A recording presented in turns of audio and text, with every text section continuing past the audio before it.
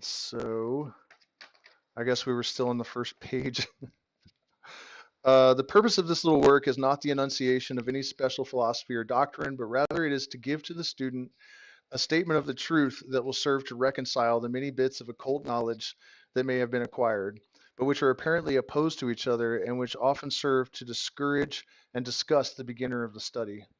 Our intent is not to erect a new temple of knowledge, but rather to place in the hands of the student a master key, which he may open the many doors in the temple of mystery through the main portals he had already entered.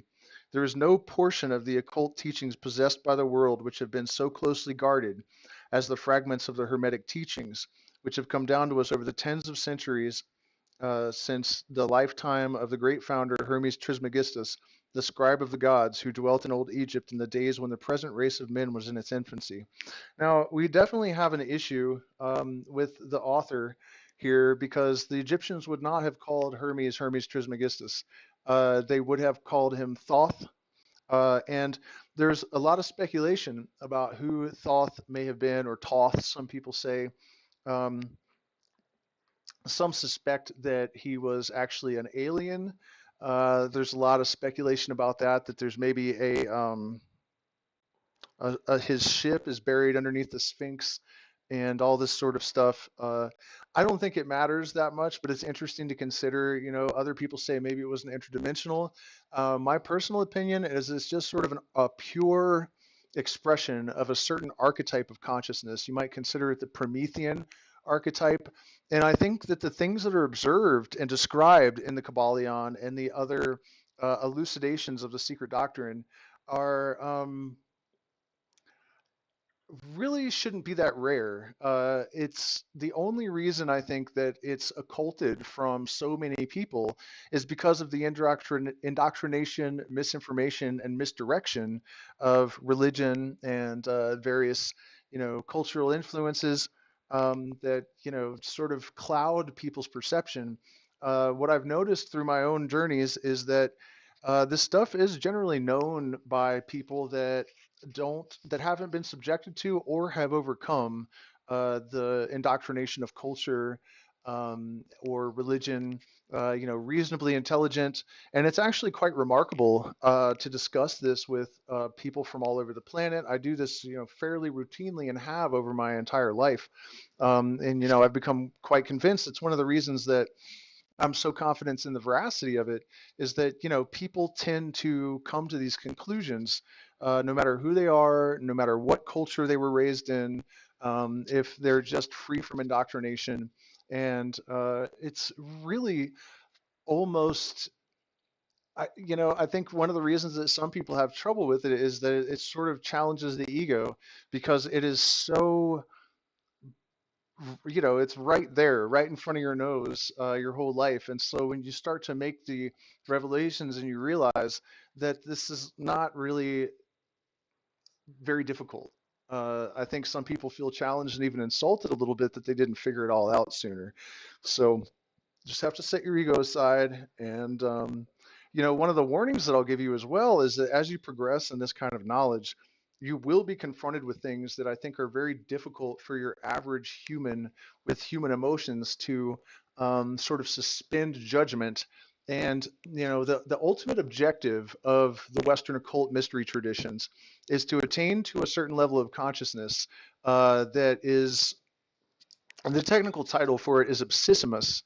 And this is basically an adept who has raised his consciousness to the level of Godhead. So you're no longer viewing the universe in these human terms, but you're actually able to contemplate all the laws and all of the consequences of those laws holistically as a god would. So you no longer have this human judgment. The band Tool, one of their songs, Merkabah, which is actually Hebrew for chariot of light. Uh, there's a song where they say omnipotent, omniscient, omnipresent without judgment over and over again, right? And so this is like the real perspective of the deity. It's the one aspect of it that the sort of Judeo-Christian tradition, I guess, got wrong. They have this omnipotent, omnipresent, omniscient deity that is full of judgment. It's full of jealousy. It's jealous of other gods even though there aren't supposed to be any other gods somehow. One of those wonderfully glaring contradictions that we find in the Bible. So, moving right along. Um, Oh, well, actually, I was going to mention that, regardless of the author's confusion about Hermes Trismegistus being Egyptian instead of Greek, the fact that an archetype of this Hermes appears all over the planet. I mean, even, there's African tribes. I wish I could recall the name, but they have a horned god that appears at crossroads that presides over magic and music and is the scribe of the gods. The whole thing exists in Africa. It existed in Egypt, and it existed in Greece. Acknowledging that Egypt is in Africa, there could have possibly been oral transmission, but I suspect that what actually lies behind all this is that there is some archetypal truth, that it's an emanation of consciousness of a certain order, it's a thing that has its own substantive reality beyond the realm of myth. Um, and while we're on the subject, there is a great example of the kind of hermetic teachings that the book is talking about, and how they express in the real world in the idea of Mercury, right? So we have this mercurial energy or consciousness in this metaphor that is connected to both the planet and the metal.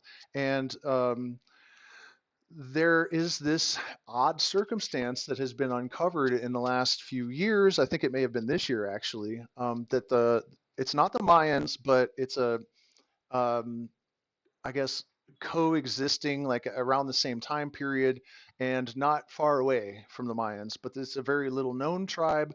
No, we don't even have a name for them.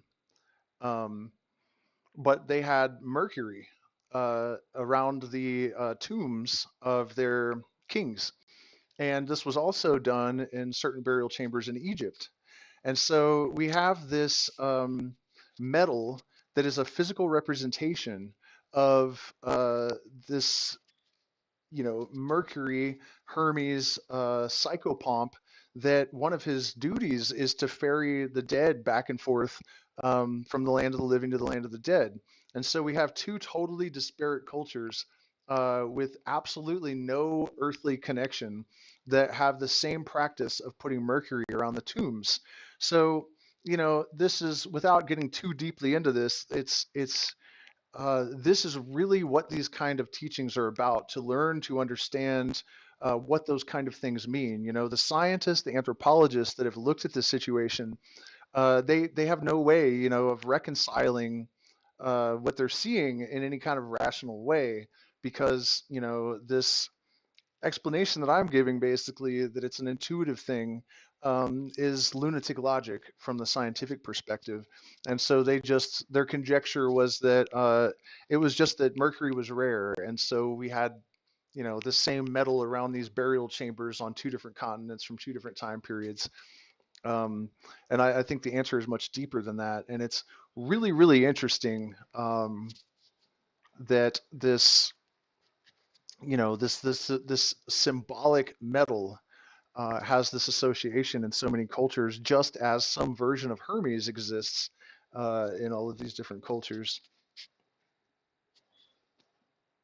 And it was probably also an inspiration for the Christian devil. The depiction with horns, the connection with music. Lucifer is said to have been the highest musician in the court of God, and magic is also often associated. The sixth sense, the devil, the occult, all of this sort of stuff. So again, this Hermes is like the most ubiquitous myth, and probably it's the most important to me archetype.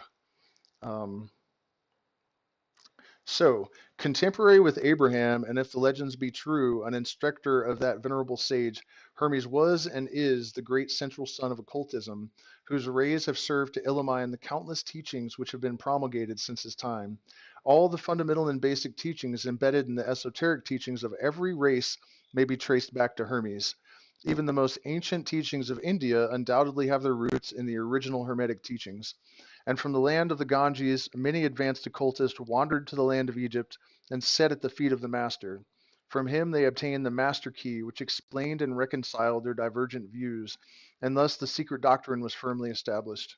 From other lands also came the learned ones, all of whom regarded Hermes as the master of masters, and his influence was so great that in spite of the many wanderings from the path on the part of the centuries of teachers in these different lands, there may still be found a certain basic resemblance and correspondence, which underlies the many and often quite divergent theories entertained and taught by the cultists of these different lands today.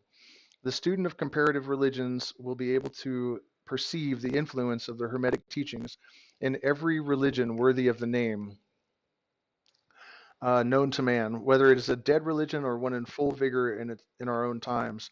There's always a certain correspondence in spite of the contradictory features, and the Hermetic teachings act as the great reconciler.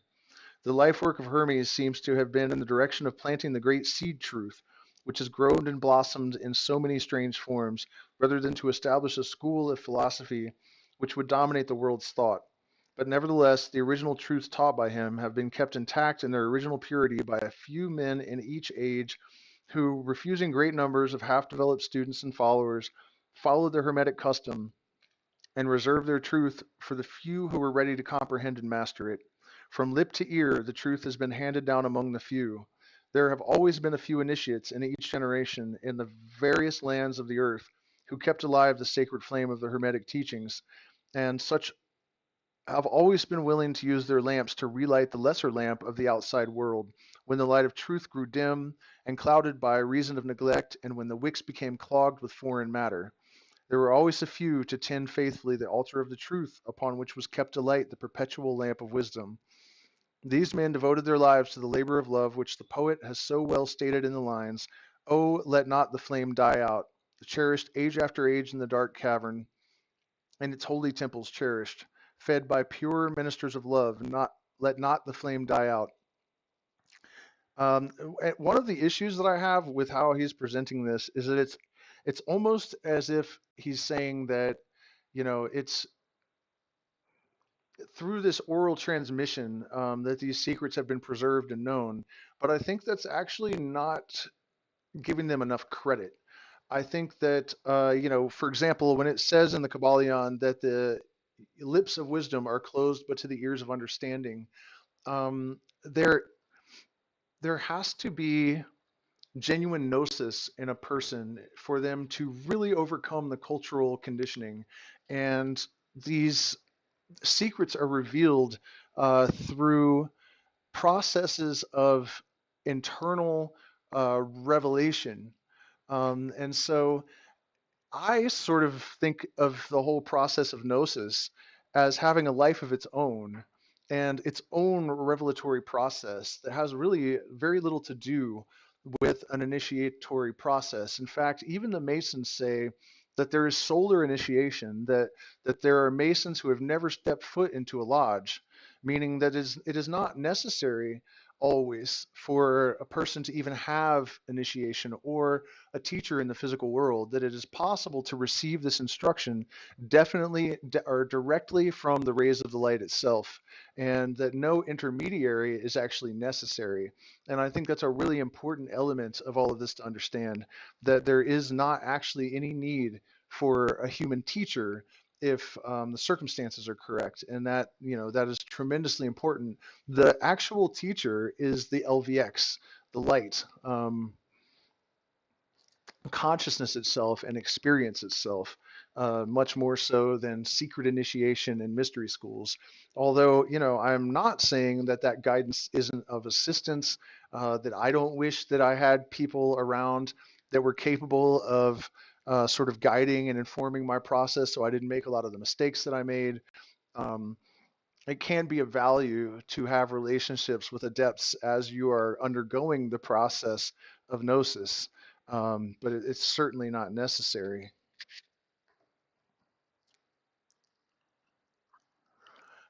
These men have never sought popular approval nor followers.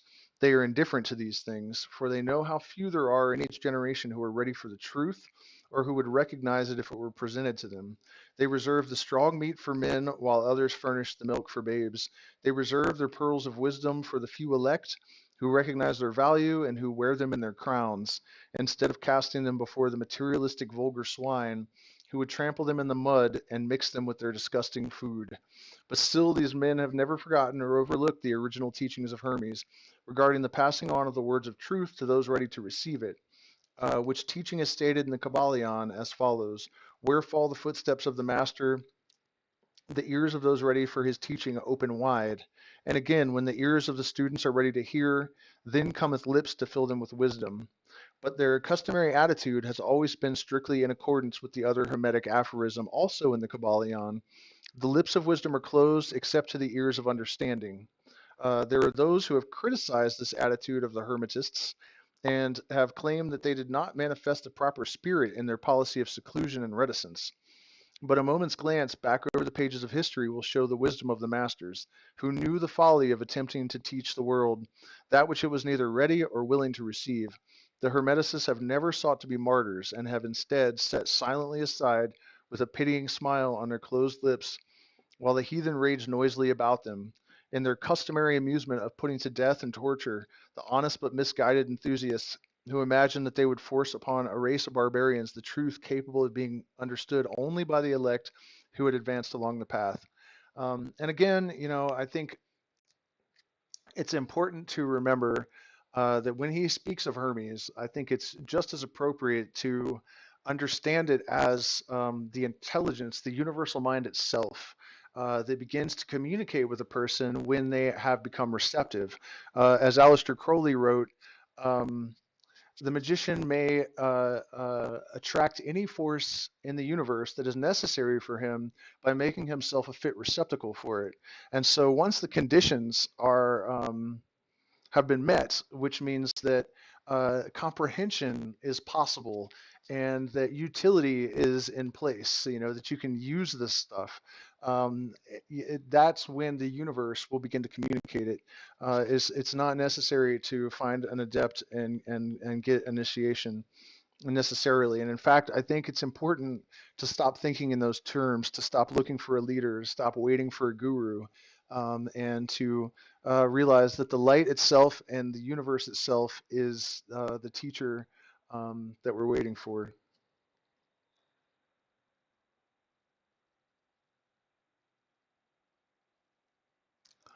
Well, that's kind of the point. It doesn't matter who the authors were, and they don't need any kind of justification of their, they don't need to prove their lineage. It's not about that. This is not that, it's not that kind of thing where you're like, okay, well, I'll believe this because these people have credibility or something. It's more along the lines of restoring memory, restoring sight. No one is no one is looking for followers. No one is looking for someone to accept something on a doctrinal basis. It's just that the value of the Kybalion is that it has put these concepts in some such simple and clear terms that you may realize that you have already observed these things for yourself, and it sort of helps to catalyze a process. Um, but it's not this old eon idea of like choosing a religious doctrine and then trying to conform your life to the letter of some person's idea. This is not that sort of thing at all. Also, one of the reasons for secrecy is not just a matter of concentrating the power. And when he talks about only the worthy elect, it's not really a matter of judgment. It's not like, saying we're looking for superior men who are capable of handling this knowledge. Um, it is also just a matter of the fact that gnosis cannot really be taught. It can be encouraged. Atmosphere can be created that is conducive to the development. Things can be expressed to people that might catalyze process, but there's there's no point in trying to communicate, for example, Masonic secrets to someone whose consciousness is not at a level where they're going to be able to comprehend them.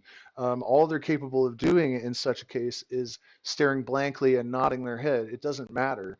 There's no point. And when he talks about the worthy and the elect, I kind of don't like his tone, because what he really means is only just that, the people that have evolved to a certain point where they can comprehend this stuff will hear it, and it's not even necessary really. It's more to fit in the overall picture of the lineage. Well, yeah, I mean, I think, but part of the reason for anonymity was that just what I was saying, that they don't want that tendency for people to. No, Rosicrucianism is way older than 1617, by all.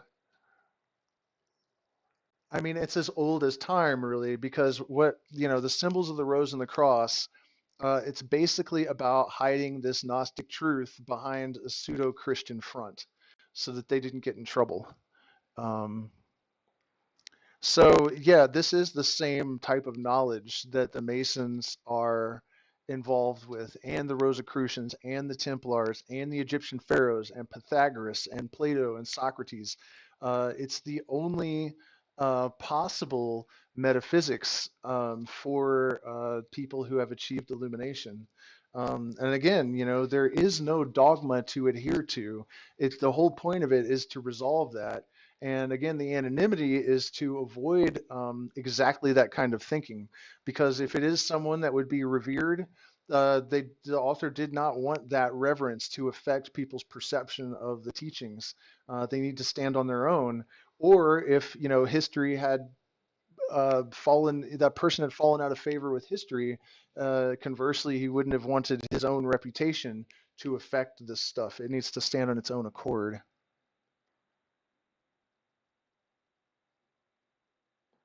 Yeah, Adam, that's kind of the point, and that's what most people say.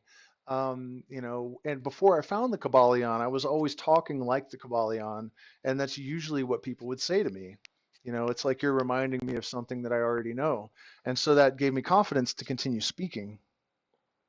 Um, Manly P. Hall's, I don't know if I've read that. I mean, I read his huge book at some point some years ago. Okay, so continuing on, we're not even through the introduction. This is going to take a while. um, so the secrecy, I don't know if I was clear about that, isn't just about keeping it in a boys' club. It's about the fact that it's not possible to communicate this stuff to people that can't understand it. Um, and again, trying to put a timeline on it is also not really. It appears everywhere ubiquitously all throughout history and all different cultures, because it is the same kind of observation as observations of natural law. It is, and it, just like a physical place, it's the same no matter who is looking at it. Um,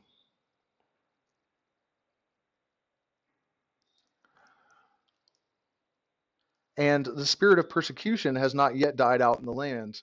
There are certain Hermetic teachings which, if publicly promulgated, would bring down upon the teachers a great cry of scorn and revilement from the multitude, who would again raise the cry of crucify, crucify.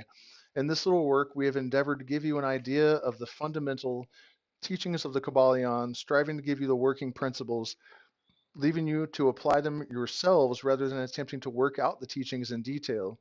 If you are a true student, you will be able to work out and apply these principles. If not, then you must develop yourself into one, for otherwise the Hermetic teachings will be as words, words, words. And um, obviously, I've been talking about the iconoclast thing, and we do see that in our culture right now. When you go against the mainstream narrative, when you cherish people's or challenge people's cherished beliefs, still to this day, you run the risk of being martyred. All iconoclasts, basically. I mean, this is really what I don't believe that Jesus existed, but the mythical persona of Jesus was basically an iconoclast relative to the times.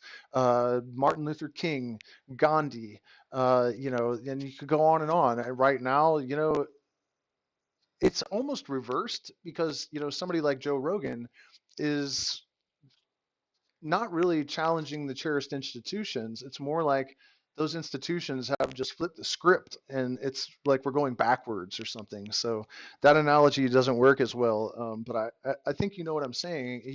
If you challenge the beliefs of people, you do not find favor with them. And this is something that the Hermetic truths do. And I think even more to the point, when you really engender danger for yourself is when you are telling the truth and it challenges people's cherished ideas and institutions. That's when they're really going to try to kill you or cancel you at the very least, right? Um, it's really kind of a crazy thing. And I wanted to kind of beat that to death a little bit because yeah, well, it's the same thing as saying that it only takes 20 years for a conservative to become a liberal. And that's exactly what happened. And you guys, again, not trying to toot my own horn, but beep, beep. If you go back to 2020 and look at my video about the zombies, I can't remember what it's called at the moment, something about Horus and Egyptian teachings and how the story of Horus can help us understand what's happening. One of the things that I warn is that when the parties start to change sides and we can no longer distinguish them, we're going to know that the NWO is pretty much here and that we're in big trouble, right? And today I saw, a clip from Fox News, which when I was a kid was extremely conservative. They were not friendly to marijuana, and they were not friendly to psychedelics like DMT. And all of a sudden, here we have Fox News, which is supposed to be right-wing conservative, 15 years ago, totally anti-drug, saying that and not personal opinion algorithm. This is from Fox News, just to be clear, but saying that cannabinoids actually don't allow the COV, et cetera, into the cell. Um, which was mind blowing to see it on Fox without judgment. And then also they're defending Joe Rogan, who's this DMT smoking pothead. It definitely had, there's some insane reversal because, even 15 years ago, only CNN would have taken those positions and Fox would have been infuriated. So there's this crazy um, scrambling of the narrative, basically, and what we have always known. And of course, it may seem good, but I don't think it is. So finally, into chapter one, the Hermetic philosophy itself. The lips of wisdom are closed except to the ears of understanding. From old Egypt have come the fundamental esoteric and occult teachings which have so strongly influenced the philosophies of all races, nations, and peoples for several thousand years. Egypt, the home of the pyramids and the Sphinx, was the birthplace of the hidden wisdom and mystic teachings. From her secret doctrine, all nations have borrowed India, Persia, Chaldea, China, Japan, Assyria, Greece, and Rome, and other ancient countries partook liberally at the feast of knowledge which the hierophants and masters of the land of Isis so freely provided for those who came prepared to partake of the great store of mystic and occult lore which the masterminds of the ancient land had gathered together. And so it's important to take note of the fact that there is good, strong indication that Moses, for example, had taken initiation uh, in, I'm not going to call it let's just call it the mysteries of Isis, to be congruent with, historical, anthropological, that type of history.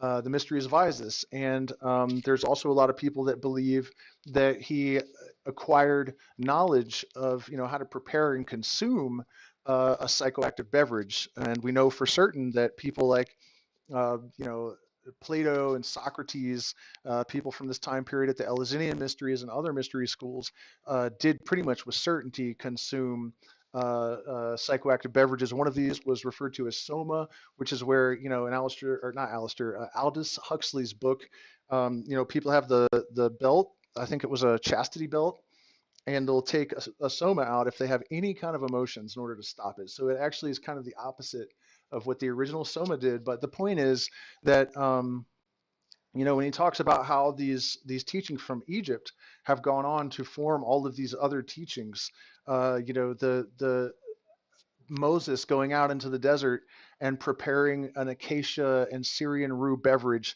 and then drinking it and talking to a flaming bush. where he's getting, spiritual knowledge. And also, I was talking to a friend of mine who's Israeli, and he was saying that if you read it in the Old Hebrew, there is actually a command to make drugs. And I can't remember exactly what the verse was or the reference, but he did tell me the word, and he said, literally translated, this means to make drugs. And so aside from that, so we have that influence going into the tribe of Judea, which then spread all over Europe and North America and eventually just everywhere, like the insidious virus that it is, for the most part, in the form of Christianity. And so also we had Pythagoras, who is said to have traveled to Egypt and received initiation into the mysteries there. And then he went back to Greece and he formed his mystery school, and a lot of the innovations in science and music, we got the scale from Pythagoras. And actually, that is a weird and nearly impossible story in its synchronicities and strangeness. Um, I've maybe already made an entire video about that before, but I'm not going to get too much into it. But I was just giving you guys a couple of examples of Moses, who, the story is that he was floated to Egypt and brought to the pharaohs, I believe, to be raised and then initiated by their priesthood. And then, we also have the story of Pythagoras. So you can actually see a physical line, a lineage of the transmission of the mysteries in both directions, east and west. And also, you can see the influence of Pythagoras in the modern mysteries, like the Freemasons, where there are secret handshakes, and a number of correlations. So, in ancient Egypt dwelt the great adepts and masters who have never been surpassed and who seldom have been equaled during the centuries that have taken their processional flight since the days of the great Hermes. In Egypt was located the great lodge of lodges of the mystics. At the doors of her temples entered the neophytes, who afterward, as hierophants, adepts, and masters, traveled to the four corners of the earth, carrying with them the precious knowledge which they were ready, anxious, and willing to pass on to those who were ready to receive the same. All students of the occult recognize the debt that they owe to these venerable masters of the ancient land. Among these great masters of ancient Egypt, there once dwelt one of whom masters hailed as the master of masters. This man, if man indeed he was, dwelt in Egypt in the earliest days. He was known as Hermes Trismegistus. He was the father of the occult wisdom, the founder of astrology, the discoverer of alchemy.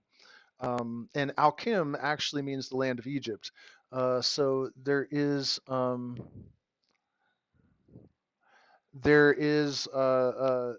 this that indication that alchemy did originate in Egypt. The details of his life story are lost to history owing to the lapse of the years, though several of the ancient countries disputed with each other in their claims to the honor of having furnished his birthplace. He may be referring to the fact that there are different names in Greece and Egypt. Maybe people were unaware of that at the time. I don't know what's going on with that. Um, the date of his sojourn in Egypt, in that his last incarnation on this planet, is not now known, but it has been fixed at the earliest days of the oldest dynasties of Egypt, long before the days of Moses. The best authorities regard him as a contemporary of Abraham, and some of the Jewish traditions go so far as to claim that Abraham acquired a portion of his mystic knowledge from Hermes himself. As the years rolled by after his passing from this plane of life, tradition recording that he lived 300 years in the flesh, the Egyptians defiled Hermes and made him one of their other gods. Ah, there we go. I guess I'd forgotten that detail. Under the name of Thoth. Years after the people of ancient Greece also made him one of their many gods, calling him Hermes, the god of wisdom. The Egyptians revered his memory for many centuries, yes, tens of centuries, calling him the scribe of the gods, and bestowing upon him distinctively his ancient title, Trismegistus, which means the thrice great, the great great, the greatest great. In all the ancient lands, the name of Hermes Trismegistus was revered, the name being synonymous with the fount of wisdom. Even to this day, we use the term hermetic in the sense of secret, sealed so nothing can escape, etc., and this by reason of the fact that the followers of Hermes always observed the principle of secrecy in their teachings. They did not believe in casting pearls before swine, but rather held in the teaching milk for babes and meat for strong men, both of which maxims are familiar to readers of the Christian scriptures, but both of which have been used by the Egyptians for centuries before the Christian era, just like just about everything else about the Christian religion, all derivative. And this policy of careful dissemination of the truth has always characterized the Hermetics even unto the present day. The Hermetic teachings are to be found in all lands, among all religions, but never identified with any particular country nor with any particular religious sect. This because of the warning of the ancient teachers against allowing the secret doctrine to become crystallized into a creed. And you can actually see the tie. I mean, somebody asked about the Masonic connection. This book was actually printed in a Masonic or from a Masonic temple in Chicago. So there's that connection. But also, what he just said about how it's sort of against the rules to specifically associate this type of knowledge with any specific religion, uh, even though most Freemasons will claim Christianity, they technically say that you don't have to be a Christian. You just have to believe that there's some kind of higher power. It doesn't matter what it is. It doesn't matter if it's Judaism, you're Muslim, you believe that a doorknob rules the universe. As one of my dad's friends from Alcoholics Anonymous, he had chosen his doorknob as his higher power. Doesn't matter what it is. So that's the only prerequisite. So we can see not only an insider knowledge maybe of Freemasonry, but the fact that these things are still upheld by these, I guess, associations, these fraternities that are related to the Hermetic teachings. The wisdom of this caution is apparent to all students of history. The ancient occultism of India and Persia degenerated and was largely lost owing to the fact that the teachers became priests and so mixed theology with philosophy. The result being that the occultism of India and Persia has been gradually lost amidst the mass of religious superstition, cults, creeds, and gods. So it was with ancient Greece and Rome. So it was with the Hermetic teachings of the Gnostics and early Christians, which were lost at the time of Constantine, whose iron hand smothered philosophy with the blanket of theology, losing to the Christian church that which was its very essence and spirit, and causing it to grope through several centuries before it found its way back to the ancient faith. The indications apparent to all careful observers in the 20th century being that the church is now struggling to get back to its ancient mystic teachings. Now, I don't really see the church trying to get back to any kind of ancient mystic teachings. I think maybe he's being a little bit wistful there and hopeful. Um, but it is certainly true, I think, that the designs of the Catholic Church in particular, but the people that reconfigured the Bible, was that they were engineering a spiritual doctrine that actually the purpose of it was to ensure that people would not have gnosis or any kind of genuine spiritual awaken. It would actually separate them from acquiring general spiritual knowledge, which is, of course, the ultimate blasphemy. And another point that I think I forgot to mention earlier is that, he talks about how not associating it with any particular creed is important, but earlier he was talking about how it is actually behind all of these other religions and systems, but that it became perverted with time. And just as like, if you tell a rumor to someone and then you check back on that rumor after it's gone through 50 people, for example, that's kind of what is meant there. But in my experience, what happens a lot, and you can see this with people like Charles Manson or Sadhguru, people that clearly have some kind of genuine enlightenment, but that have also done really, really bad things, right? And also people that have created like weird religions. Um, it's as if, when this truth, this transmission passes through an individual ego, there's a tendency for it to pick up distortion from the conditioning and the beliefs and the cultural baggage of the individual who is receiving the transmission. So at least historically, it's been very rare that this stuff has been able to pass through someone without picking up any of their personal garbage and getting garbled by even just the single receiver. And there's a lot of conditions that have to be met before it's possible for even a single person to receive these things and then communicate them without doing that. And the person needs to, fundamentally be divorced from ideas about credit and and being put on a pedestal or worshipped. Basically, the ego has to be completely subservient. Notice I didn't use the word dissolved because I don't think that's quite right. You need ego to serve you, but as is the practice of Hermetic magicians to constrain demons to their service, the ego is basically, the crown prince of hell that you are constraining to your service. And if you can get that done, then all of the minions are sort of falling into line, sort of like a dominoes falling. And so, um, when it was written down at all, the meaning was veiled in terms of alchemy and astrology, so that only those possessing the key could read it or write. This was made necessary in order to avoid the persecutions of the theologians of the Middle Ages who fought the secret doctrine with fire and sword, stake, giblet, and cross. Even to this day, there will be found that but few reliable books on the Hermetic philosophy, although there are countless references to it in many books written in various phases of occultism. And yet, the Hermetic philosophy is the only master key which will open all the doors of the occult teachings. In the early days, there was a compilation of certain basic Hermetic doctrines passed on from teacher to student, which was known as the Kybalion. The exact significance and meaning of the term have been lost for several centuries. This teaching, however, is known to many to whom it has descended from mouth to ear on and on throughout the centuries. Its precepts have never been written down or printed so far as we know. It was merely a collection of maxims, axioms, and precepts, which were non comprehensible to outsiders, but which were readily understood by students.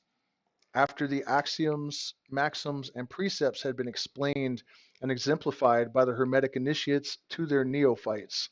These teachings really constituted the basic principles of the art of Hermetic alchemy, which, contrary to the general belief, dealt in the mastery of mental forces rather than material elements, the transmutation of one kind of mental vibration into another, instead of changing of one kind of metal into another.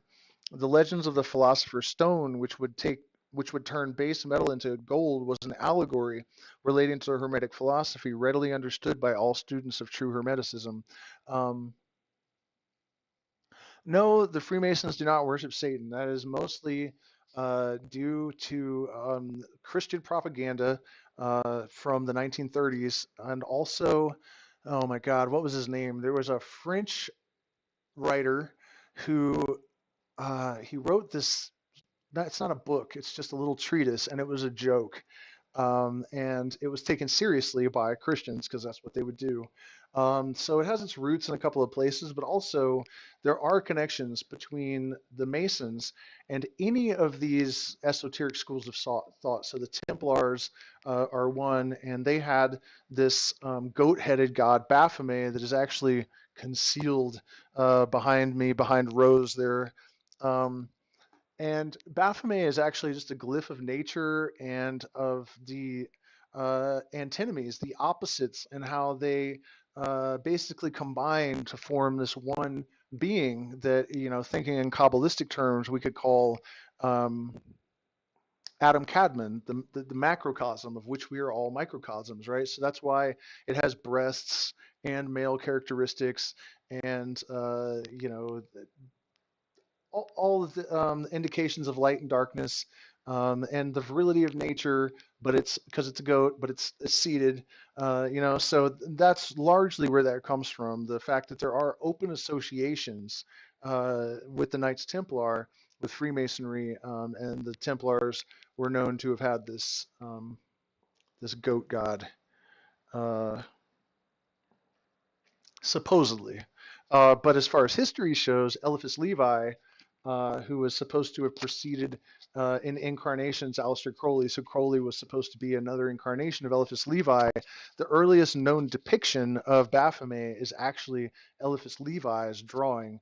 And so if you're, you know, looking at the history books, there is this accusation of the Templars, but there are no representations known to exist until Elivis Levi, much later. So that history is not exactly really clear. Do me a favor too, you guys, if you haven't already hit the like button, share, subscribe. You may know about my drama with YouTube today and the fact that they're trying to maybe delete my channel. If I get another strike, it's gone. So really looking for support because I'm gonna have to put a bunch of energy into downloading all my videos and going to another platform so that if they do delete me, I don't just lose everything. So you can find ways to support in the description and in the chat, or you can just hit the like button. We do appreciate all of that. Okay, so moving on, I feel like I'm forgetting something, but I'm sure I'll recall.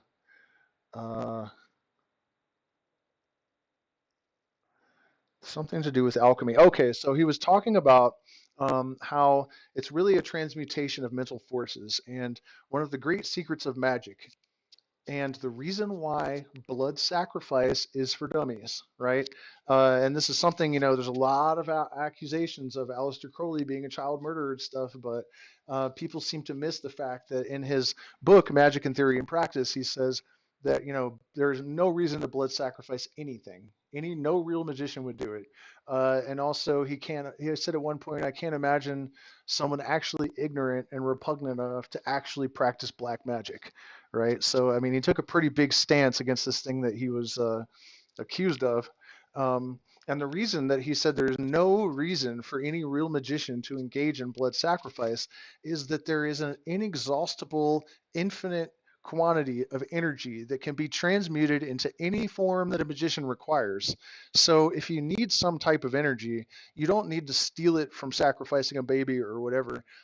You can get it from anywhere, just like a Tesla coil. And it doesn't matter what kind of energy you start with. The whole point of the mental transmutation and the reason to develop this capacity, in order to extract light from the darkness, in order to, transmute the lead of everyday experience into the gold of higher consciousness.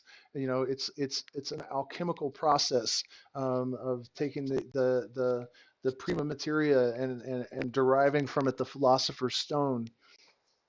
And there is actually some interesting sort of anecdotal evidence that the Knights Templars actually succeeded in transmuting lead into gold. And to further support this theory that I'm about to offer, it was, and not even recently now, it's been 20 years, I think, but the actual process by which you can transmute one element into another, including lead into gold, that we can do that in the laboratory today. It is not, the technology is not advanced enough. It's a very expensive process. So it's not really worth it. It costs more than the gold is worth to do this. But the point is that it has actually been established that we can do it. And so it's really interesting circumstance that the Knights Templar seemed to rise up out of nowhere, and then suddenly they had more money than the crowned heads of Europe.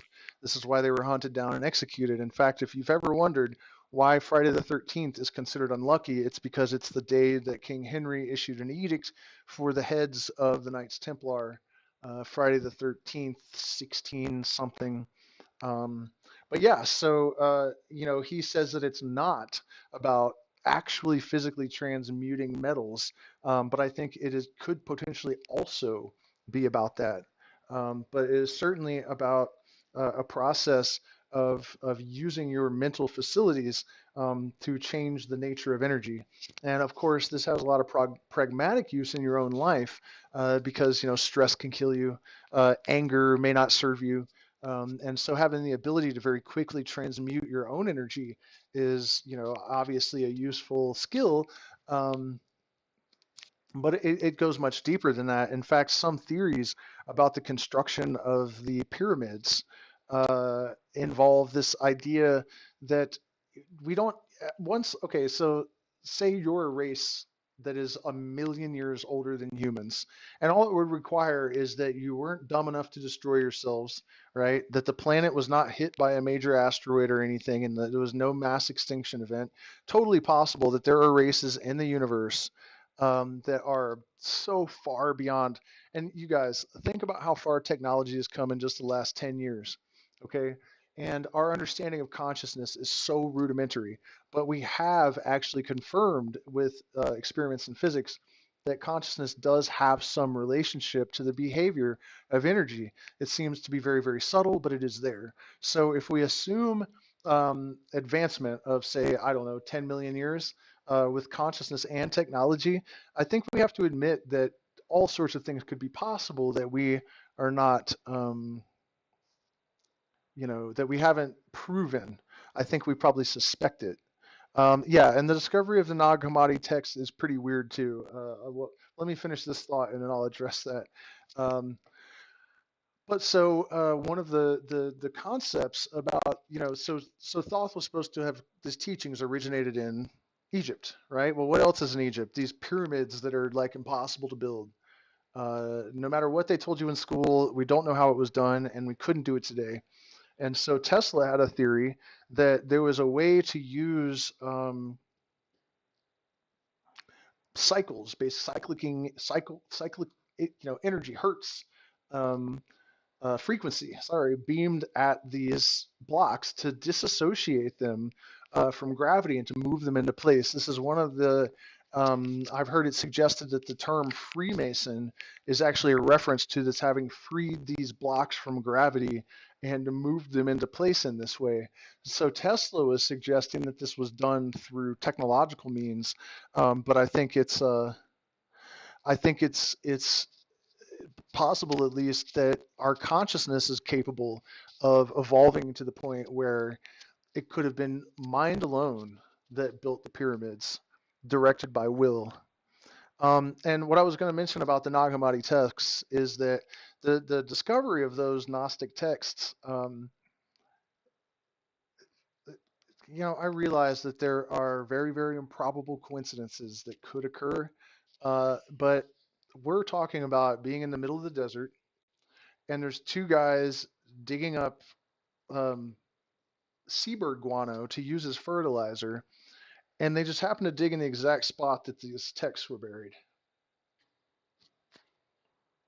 I mean, kind of seems like something that was just, destined to happen right at that moment. Not a grain of sand out of place in the universe, right? But I mean, I don't know. It just seems like, what the fuck are the chances that somebody's going to dig right where these things are buried accidentally? It's seems seems a bit ridiculous, but it happened. And there's all sorts of interesting stuff in there, by the way. It is way more psychedelic and mystical than the Bible by, such huge leaps and bounds. There's actually stuff in there that's impressive metaphysics and actually sounds like the kind of visions I associate with genuine revelation. So it does kind of seem like it's like what the Bible may have been like before it was diluted and rewritten and dumbed down and turned into a weapon to be used against the consciousness of the people that devoted themselves to it. Um, Also, gosh, what was his? Judas is described as the Jesus asked Judas to turn him in, according to and a lot of other stuff. There's a Gospel of Magdalene. The Gospel of Q has a lot of stuff in it. The church doesn't like the Gospel of Thomas. Um, there's another one, the Gospel of Mary, the Gospel of, I think, James, but that might be, you know what I mean. There's a whole bunch of, including books written by women that we're just not allowed into the Bible. Um, and apparently buried in the desert. And another thing you have to wonder is like, why the hell did someone bury them there? Were they planning to come back and get them? Or they were hoping that some random person would just dig in the middle of the desert and find them somehow without any markings to indicate that they were there? I mean, what the hell even is that? It just makes no goddamn sense. Uh, so we hear and give you many of the maxims, axioms, and precepts of the Kybalion, accompanied by explanations and illustrations which we deem likely to render the teachings more easily comprehended by the modern student, particularly as the original text is purposely veiled in obscure terms.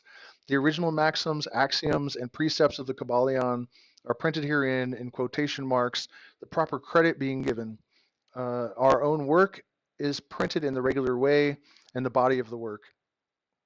We trust that the many students to whom we now offer this little work will derive as much benefit from the study of its pages as have the many who have gone on before, treading the same path of mastery throughout the centuries that have passed since the time of Hermes Trismegistus, the master of masters, the great, in the words of the Kybalion. Um, so one of the things he's actually saying there is that you'll notice it'll have these little tiny, like 2 sentences, quotes, and it'll say the Kybalion. So those are the only sections of the book that are actually supposed to be attributed to the Kybalion itself. And everything else is the work of the authors. I feel compelled to add something at this point, which is a story from my own life. That is, I find it to be kind of remarkable, and I think this idea of an unwritten teaching, it's good for me to offer this. So, when I was going through like the accelerated period of my spiritual awakening, which in my experience has been a lifelong process, um, it's not like I suddenly just woke up someday. I've more or less been the same since I was a toddler, and but anyways, during this really accelerated period. One of the things that happened was that I was like, the Book of Thoth, I have to get my hands on it. And so I just assumed that it was Crowley's Book of Thoth, which is his rendering of the tarot. Um, but then when I got a copy of it and realized it was just about the tarot, I was really disappointed because I didn't care about the tarot. I do now, kind of. And by the way, it's not really about divination. It's much more profound than that. There's Alejandro, oh my God, what is his name? The director of The Holy Mountain, Alejandro Jodorowsky. If you can find it on YouTube, he does an amazing explanation of what the tarot really is. It's brilliant. So if you can find that and you're interested, check it out. So anyways, I get a hold of that book and I'm like, this isn't it. And during that period, I had like these voices in my head that, never lied, and they never told me to do anything stupid or evil, so it was fine, and I had enough presence of mind to take them with a grain of salt, but they were accurate all the time, which was weird. So anyways, one of the things they told me when I was like, this isn't the right book, that like voice, whether it's my own subconscious or whether it was a astral teacher or whatever it was, it said, you're right. There's actually a Book of Thoth that is not written. It exists at the end of the halls of Amenti, and it went on to explain that it was where the real secret doctrine, all this stuff was. And so I think about a year later, I discovered that there was a legendary Book of Thoth that exactly fit the description that this voice in my head told me, and I was like, well, that makes sense. That it's not written anywhere, and that I need to find the Book of Thoth actually means maybe the Kybalion, but that these teachings that aren't really disseminated necessarily by humans. It's learning to have this dialogue with the universal mind. Often people ask me, what is a shaman? How do you know if you're a shaman? Can anyone be a shaman? And my answer basically is that if you have established this communication with the universal mind, then to me, that's what a shaman is. That's what a magician is.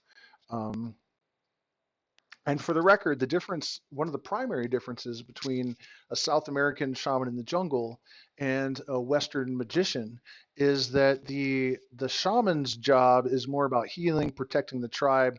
Ayahuasca actually didn't used to be about healing anything. That's a new innovation. I mean, it helped the shaman to figure out what was wrong with people, but you didn't give it to people to fix stuff. It was about getting information. Um, so the difference basically is that the Western mystery magician, the good ones, their job is to try to drag the net of humanity forward because all of consciousness is actually a unified field. And we know from, for example, entrainment and, oh, what's the other one? Entanglement. Entrainment being that the highest cycle, like all the other cycles are chasing it basically, right? So whoever's towing the line of consciousness at the very front, if they go up, the whole entire net of consciousness is going to also cycle higher and higher. And so that's the real purpose of a genuine mystery school adept. Okay, so finally, I have no idea how long I've been talking or whether my batteries are going to continue to last, but I guess I'll keep going for a minute. Maybe we'll do one of the Hermetic principles and then wrap this up because it's going to take a number of. Does anyone have any idea how long this has been going? Let me see if I can see my battery. Life, what's left? Nope. Okay, well, let's just keep going. What the hell? It looks like the computer's good, so. I mean, you guys down? Should I keep going? Yeah, well, again, the oracles of Greece and Rome were not disconnected from these mysteries. Those were other mystery schools that, most of them uh, were the progenitor of all of that in that area was Pythagoras, who was connected to Egypt and the Hermetic mysteries. Um, okay, so the seven Hermetic principles, just as they're, what's up, Ozomatar? An hour and 20 minutes? Okay, well, that's fine. Um, okay, so the principles of truth are seven. He who knows these understandingly possesses the magic key before whose touch all the doors of the temple fly open. And it's also worthy of note here that, seven is actually, in the Kabbalistic tradition, numerologically, it's a number of destruction. It's the end of the cycles. And then the regeneration would happen on the eighth or the one, which is weird that they correspond just as they do in the octave and the root in the scale. But that's another story, also a sort of Hermetic teaching and something that we learned from Pythagoras, surprise, surprise, the old serpent. Um, and so uh, anyways, the seven Hermetic principles upon which the entire Hermetic philosophy is based are as follows: the principle of mentalism, the principle of correspondence, the principle of vibration, the principle of polarity, the principle of rhythm, and the principle of cause and effect, the principle of gender. And by the way, you guys, before this is all over with, we're going to talk about how to actually use all of these things. It's not going to be just some philosophical stuff or, we're going to make utility out of everything here. These seven principles will be discussed and explained as we proceed with these lessons. A short explanation of each, however, may as well be given at this point. The principle of mentalism. The all is mind, the universe is mental.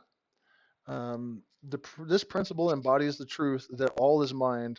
It explains the all, which is the substantial reality underlying all the outward manifestations and appearances, which we now know under the terms of the material universe, the phenomena of life, matter, energy, and in short, all that is apparent to our material senses is spirit, which is in itself unknowable and undefinable, but which may be considered and thought of as a universal, infinite living mind. I mean, you couldn't put it better than that, really. I mean, what you know what I mean? Like, what is there to say? It also explains that all of the phenomenal world or universe is simply a mental creation of the all, subject to the laws of created things, and that the universe as a whole and in its parts or units has its existence in the mind of the all, in which mind we live and move and have our being. This principle, by establishing the mental nature of the universe, easily explains all of the varied mental and psychic phenomena that occupy such a large portion of the public attention, and which, without such explanation, are non-understandable and defy scientific treatment. An understanding of this great Hermetic principle of mentalism enables the individual to readily grasp the laws of the mental universe and to apply the same to his well-being and advancement. The Hermetic student is enabled to apply intelligently the great mental laws instead of using them in a haphazard manner. With the master key in his possession, the student may unlock the many doors of the mental and psychic temples of knowledge and enter the same freely and intelligently. This principle explains that the true nature of energy, power, and matter, and why and how all these are subordinate to the mastery of mind. One of the old Hermetic masters wrote long ago, "He who grasps the truth of the mental nature of the universe is well advanced on the path to mastery." And those words are as true today as at the time and when they were written. Without the master key, mastery is impossible, and the student knocks in vain at the many doors of the temple. Um, Now, there's a tremendous amount to unpack there, but one of the clues I can give you is, this is a quote attributed to Robert Anton Wilson, that all that is metaphor. And the power of that statement is difficult to overestimate.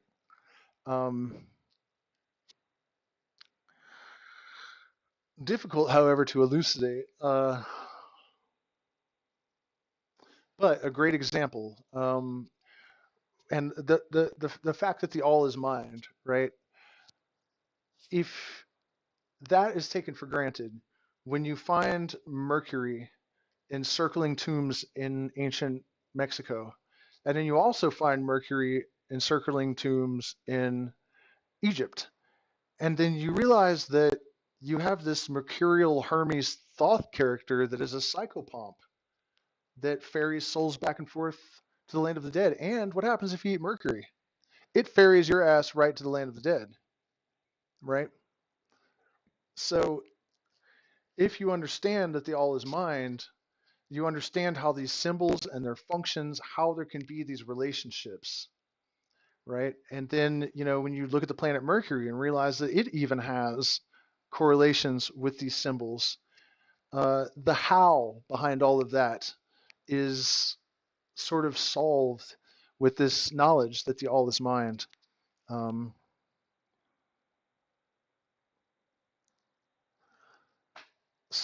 and then also, later, much we have the Buddha.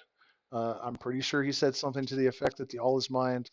And these sort of truths always have layers, right? This is why the Egyptians held the onion to be sacred, because it was symbolic of how, as you got closer to the truth, you would, have layers and layers and layers. That's why the lyrics to Tool songs that have all of these layers, it seems divine, and also they're really powerful.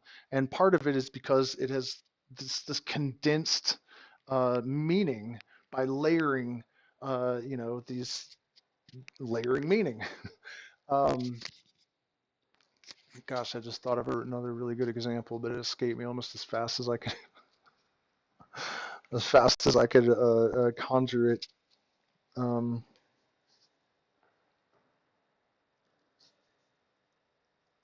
Oh, well, and then later, we have also Terence McKenna and his brother and other people since then that came up with this holographic theory of mind. And although we may not necessarily have found the exact correlation in the physical universe for that concept exactly, uh, we have found holographic nature to be expressed in the physical structure of the brain. Um, so, as above, so below, probably the most famous of the Hermetic sayings. And this is expressed in a number of ways in a number of different traditions. And there are a number of ways to extrapolate, elucidate, pontificate for your edification and amusement. Uh, so as above, so below. One really good way of seeing how these universal laws are truly universal, right? If you look at the leadership and how that corresponds to the people at the very bottom of the totem pole, there is a reflection. The one is as the other. An even more eerie and interesting, I guess, way to correlate this is the old Jewish Maxim rabbi. Oh, I can't remember his name, but some Kabbalistic rabbi a couple hundred years ago said, Keter is in Malkut, Malkut is in Keter. And in case you're not familiar, Keter and Malkut are different sephirot on the tree of life. So at the top you have Keter, which is just pure light, the divine light. But let's just think of it as pure light. And then on the bottom of the tree of life we have Malkut, which is matter. It's light in a standing wave, right? So, we literally have as above, so below, the light, and then in its, antinomy and darkness in solid matter, it's also light, but just in another form. So when this rabbi said this, that, you know, uh, Keter is in Malkut, Malkut is in Keter, and also the light does have a substantive quality to it because the wave, the photon, is basically a physical element. So Malkut, matter, is in Keter, but after another fashion.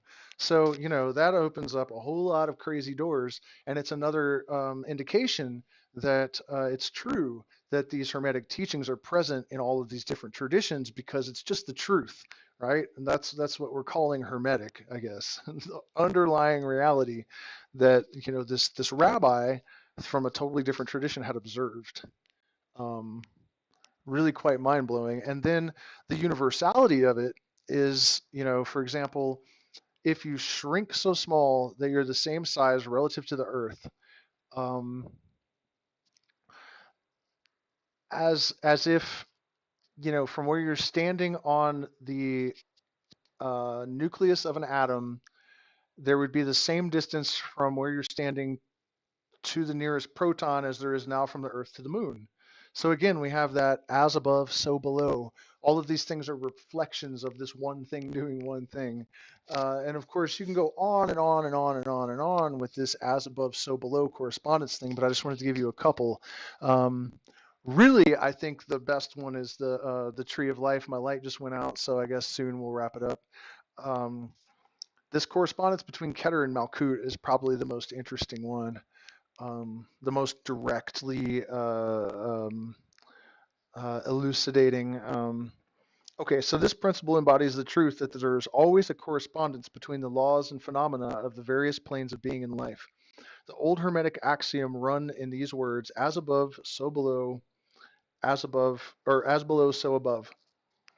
And the grasping of this principle gives one the means of solving many a dark paradox and hidden secret of nature. There are planes beyond our knowing, but when we apply the principle of correspondence to them, we are able to understand much that would otherwise be unknowable to us. This principle is of universal application and manifestation on the various planes of the material, mental, and spiritual universe. It is a universal law. Okay, so as evidence that this knowledge can actually reveal things to us that we don't have technology, for example, to observe directly, you guys know who conceived of the atom? What is it, 2,500 years ago? Plato. And his connection to the Eleusinian mysteries, which is connected to the Pythagorean mysteries, which are connected to Egypt, which brings us back to Thoth, kind of indicates that people that are trained in this knowledge know that there are fucking atoms as the basic building block of the universe 2,500 years before an electron microscope exists. So, you know what I mean? Like, wow, it really is something else. Um,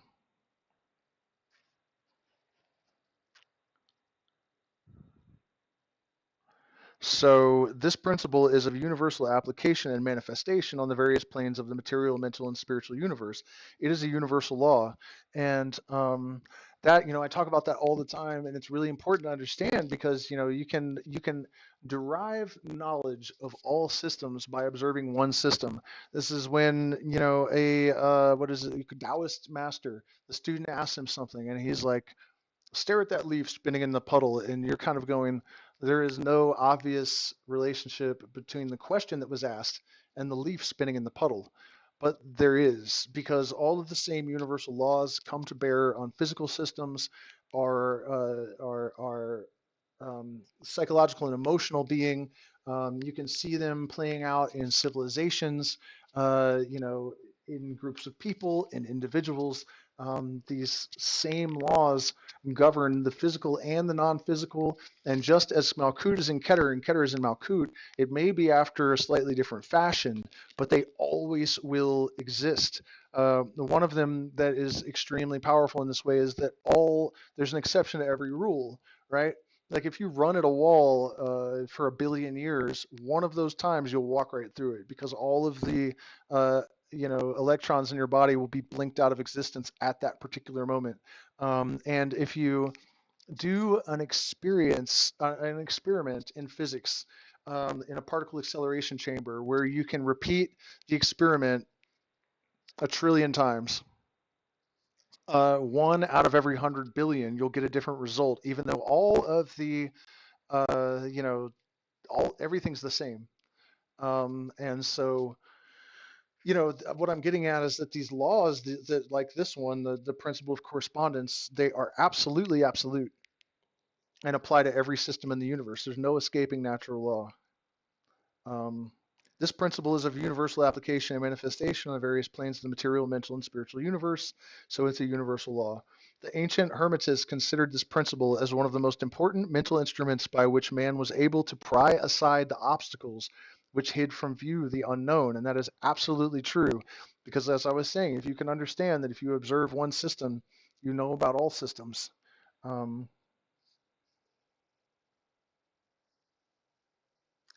Its use even tore aside the veil of Isis to the extent that a glimpse of the face of the goddess might be caught.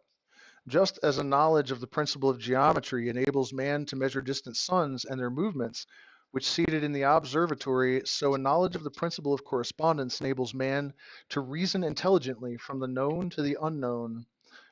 Studying the monad, he understands the archangel.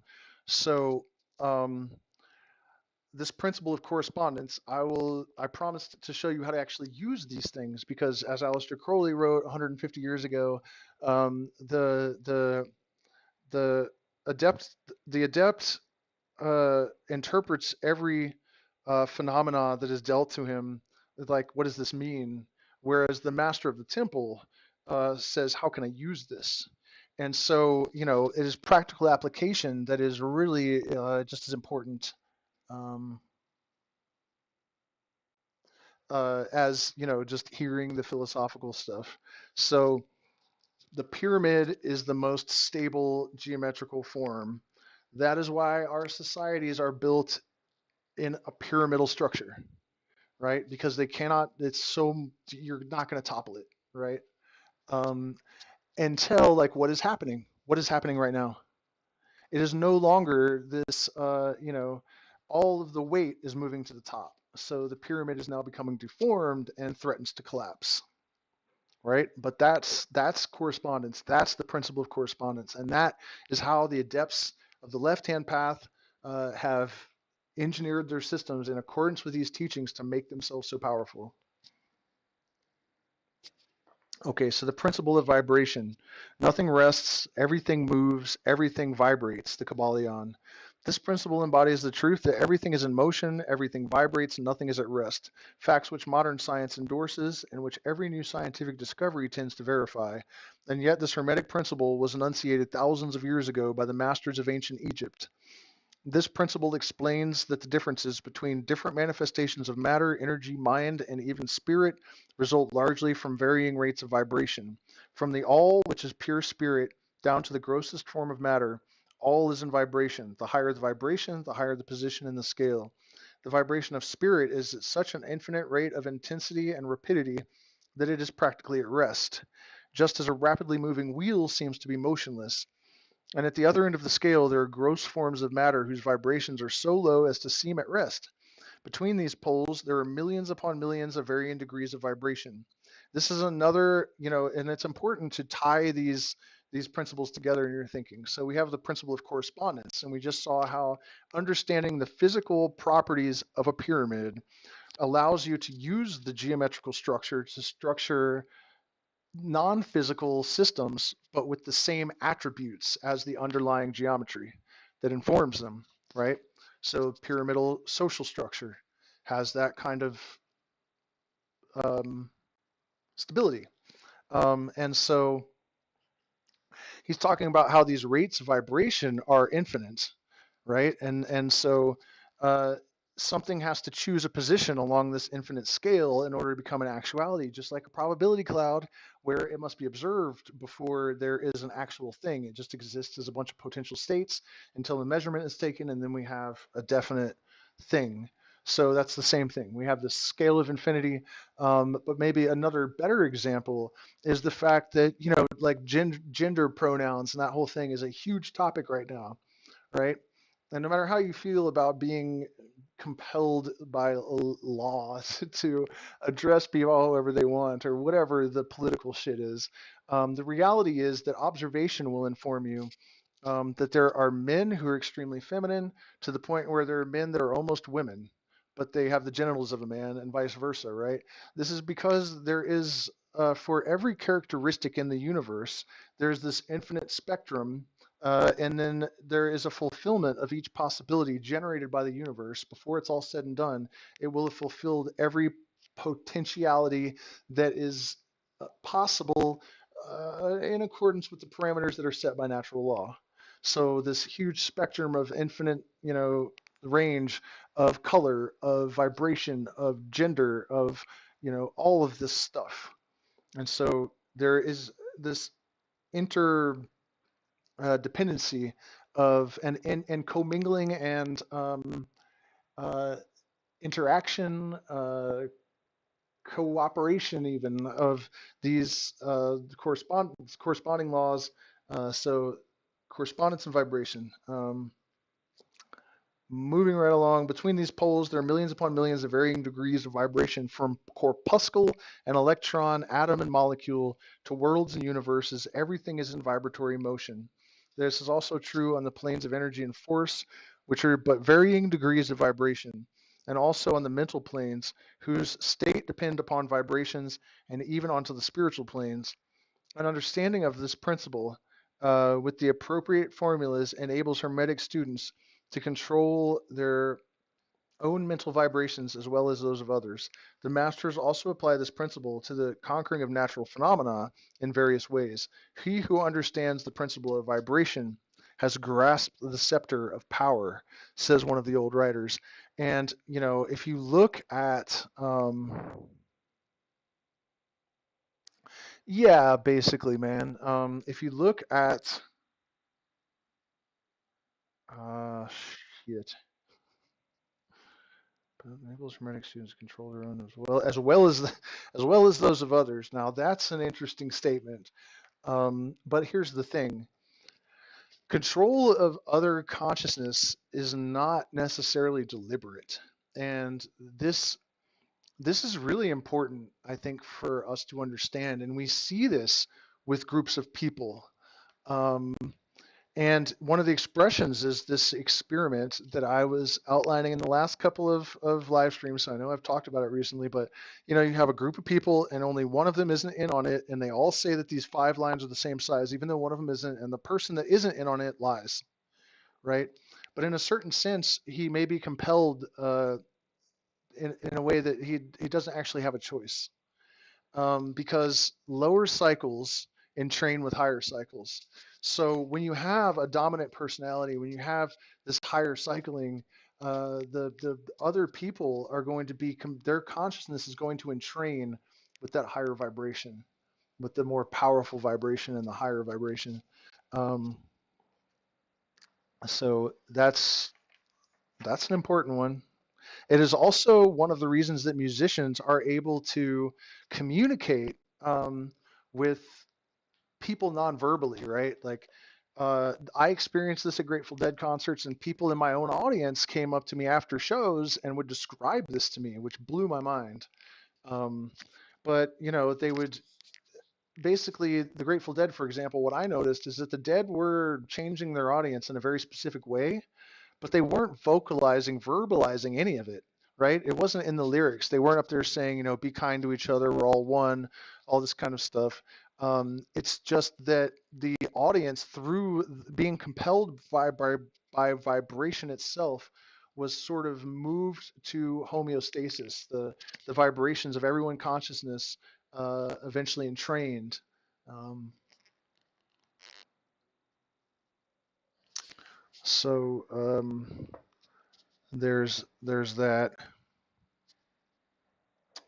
I think maybe that's a good place to pause with the actual reading, because my voice is dying. But I hope that was insightful. There were actually a couple of points that I made I had never realized of my own accord before. So if you guys have any questions or comments, we can take a few minutes to kind of discuss all of this. And again, there's a huge lag. I apologize, the light went out.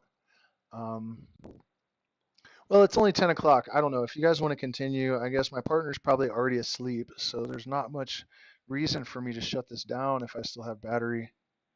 Um, Anyone have questions, comments? Should we pick up again tomorrow, or should I continue? Um, by the way, I don't know how long it's been since I have asked people, but because we're demonetized and we're running the risk of actually getting deleted, asking people to support the channel. There are options in the description and the chat for cryptocurrency, PayPal, Zelle, Cash App, whatever. But they want to delete me. They've also, in case you guys didn't hear this earlier, this is crazy.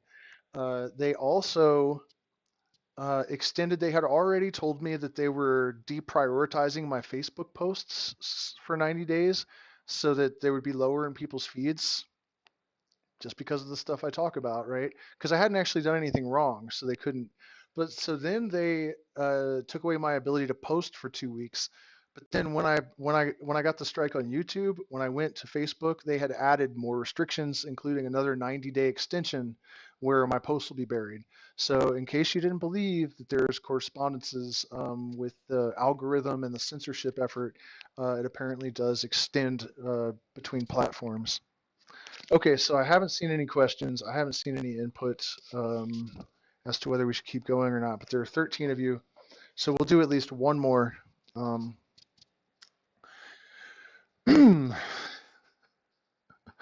The principle of polarity. Everything is dual. Everything has poles. Everything has its pair of opposites. Like and unlike are the same.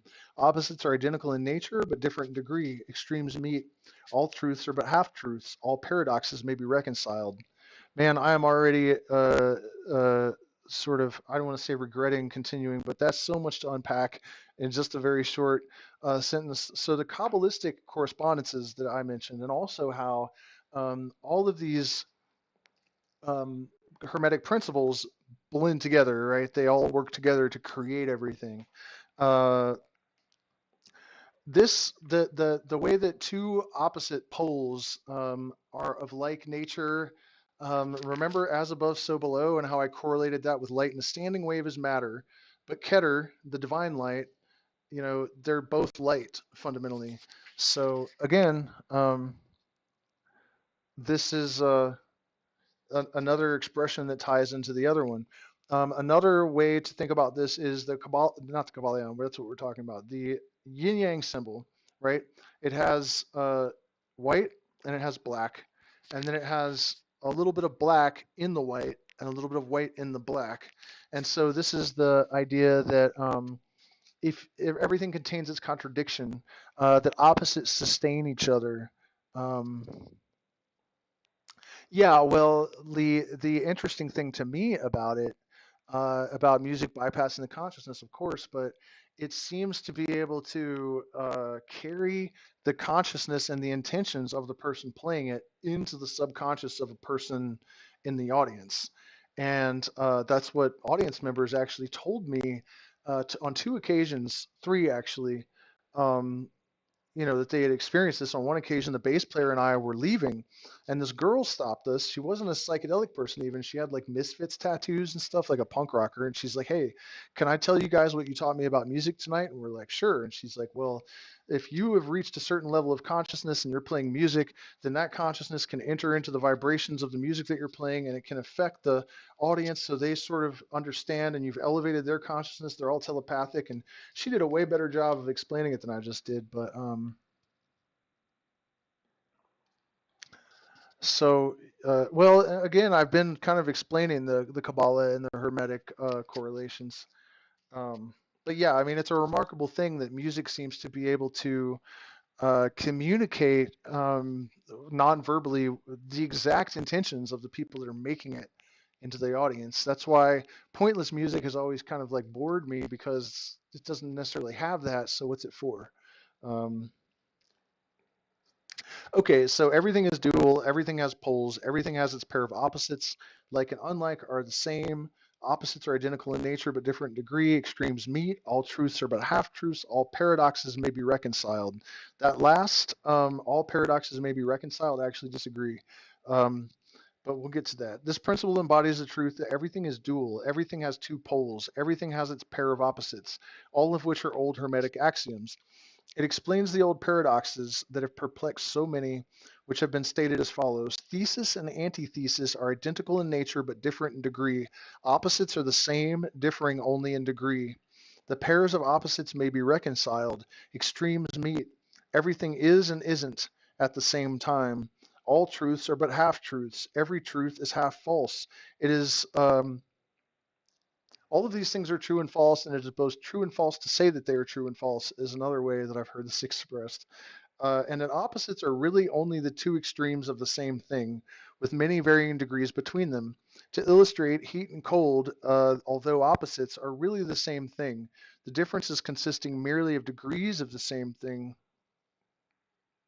Look at your thermometer and see if you can discover where heat terminates and cold begins.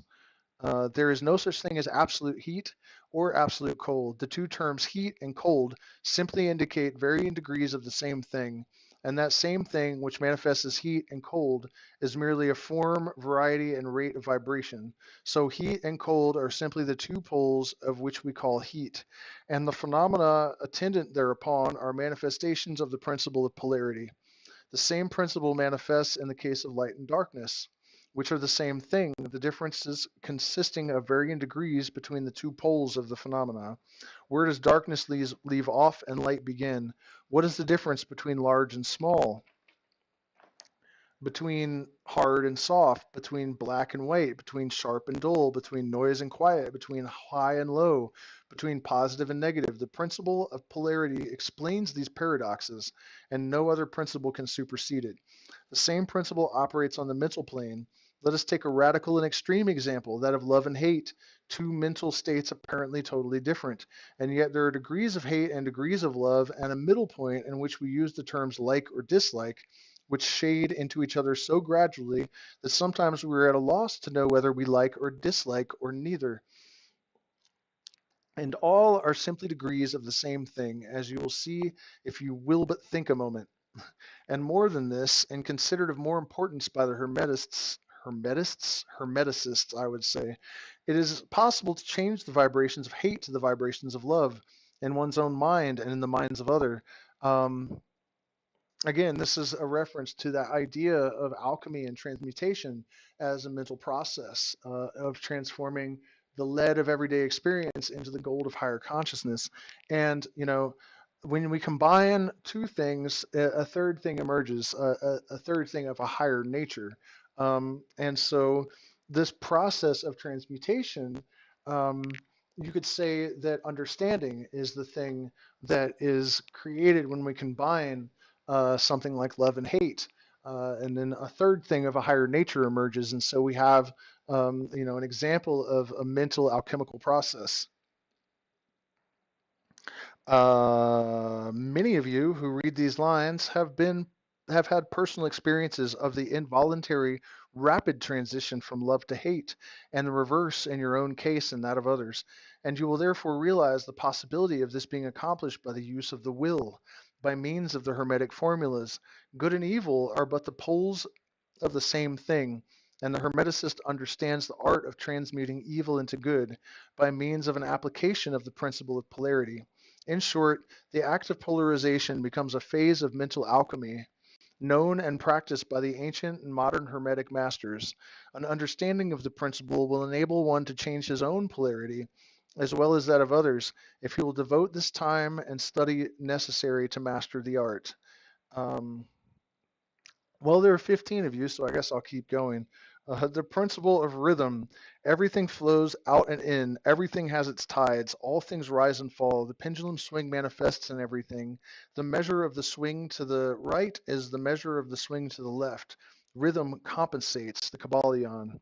Okay, so this is actually one of the most important of all of these, if that can be said, because the idea of rhythm and correspondence and polarity and vibration are all really one thing at the end of the day, and our relationship to them all have qualities that correspond as well.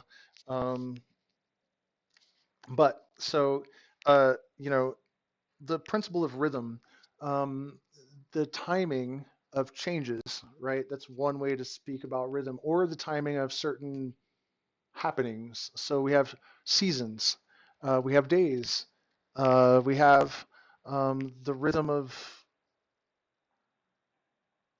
yeah, go ahead and like, share, subscribe, do all that stuff for me, please. There's an awful lot of likes on this already, and I really do appreciate it, even though since I'm demonetized, the algorithm will ignore me. But so what I'm getting at here is that, there are these patterns and cycles. This was recognized by the Mayans and the Egyptians and lots of ancient cultures, but maybe most precisely mapped by the Mayans. And so we have, big cycles like the equinox on Earth, but then we also have, the precession of the equinoxes. We have the galactic center and different alignments. So, there are rhythms on every imaginable scale, and so one of the things that is possible through study and knowledge, why are we having do the Freemasons worship Satan? I already answered that question. Do we need to go back into that already? No, is the short answer. Not no. Baphomet is not Satan. Baphomet is a glyph of nature and is an expression of the interplay of opposites. That's why he's both male and female, light and dark, solvent, coagula, and all of that sort of stuff.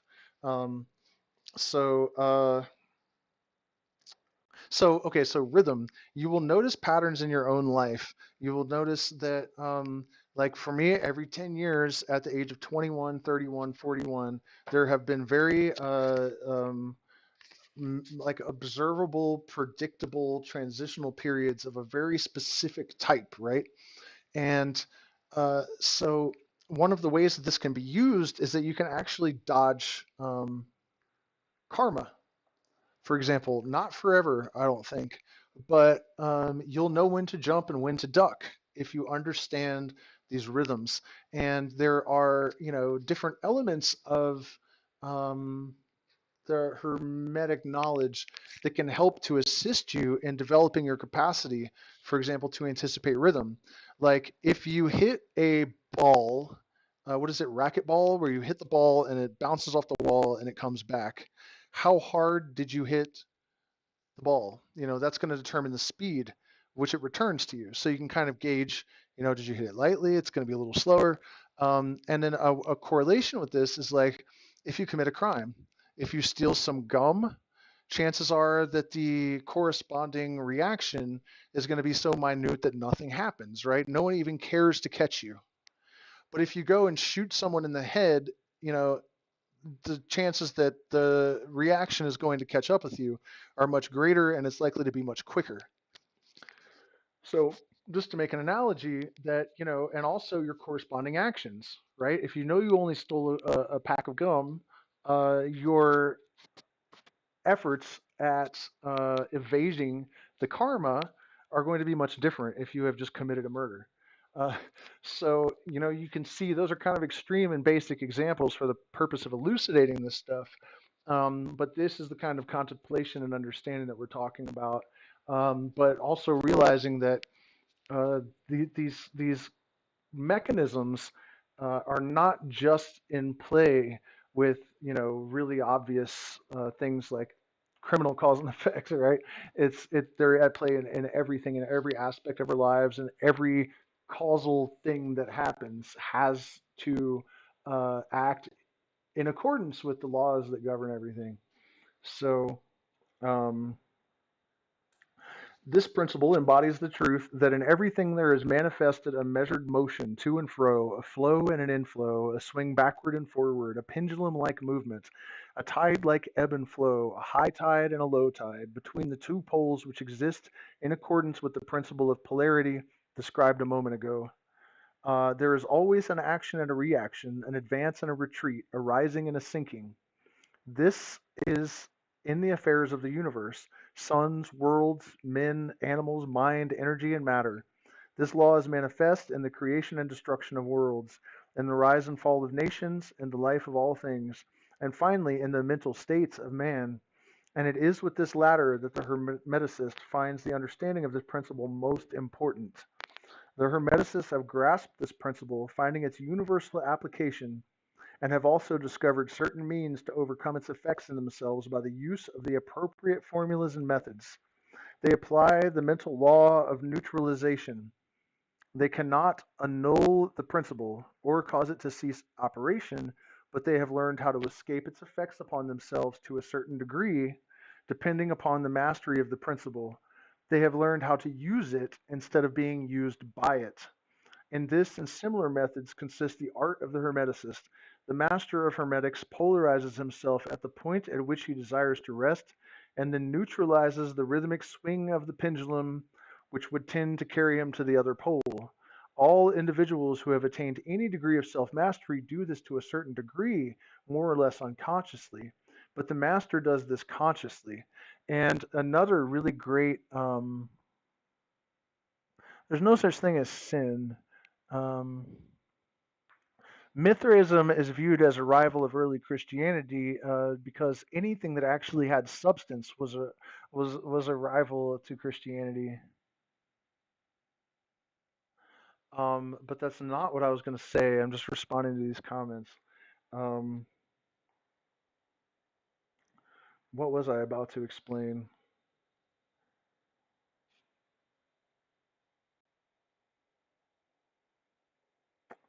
Well, I can't remember, so I guess we'll just continue. Man, it was going to be important though. Which one is this? The principle of, maybe that'll jog my memory. Oh, rhythm. Um, yeah, I mean, I guess it doesn't really require any real elucidation. I mean, it's just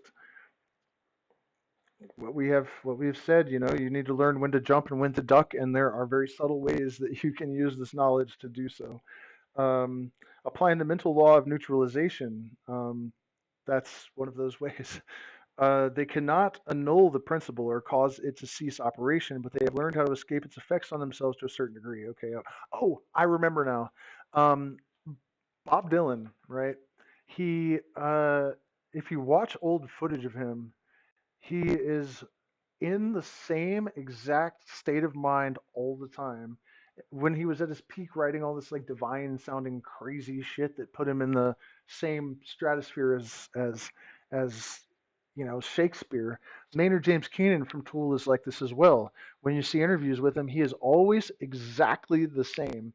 His focus is absolute. He is absolutely calm, and so um, one of the ways to accomplish this, and the way that it's said that Bob Dylan did it, and I know that Maynard James Keenan from Tool, for example, uses pranayama, for example, control of the breath. And so this is how you make unconscious processes conscious. Like you're breathing, right? It's automatic, but and this is why pranayama is such a powerful type of meditation.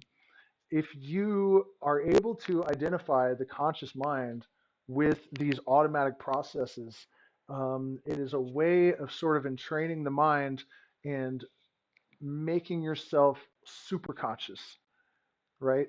You make your your subconscious automatic processes conscious, and so this is one of the many paths to hemisync, or um, aligning or creating better communication between the subconscious and the conscious mind.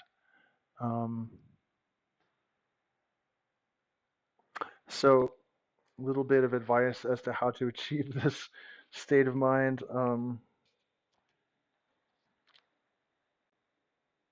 To use it instead of being used by it. No, hermetics cannot be, it's got nothing to do with Christianity. Christianity is what happens when you cloak a myth upon the truth and then distort it a bunch to use it as a political tool and a weapon in order to create homogenized people. And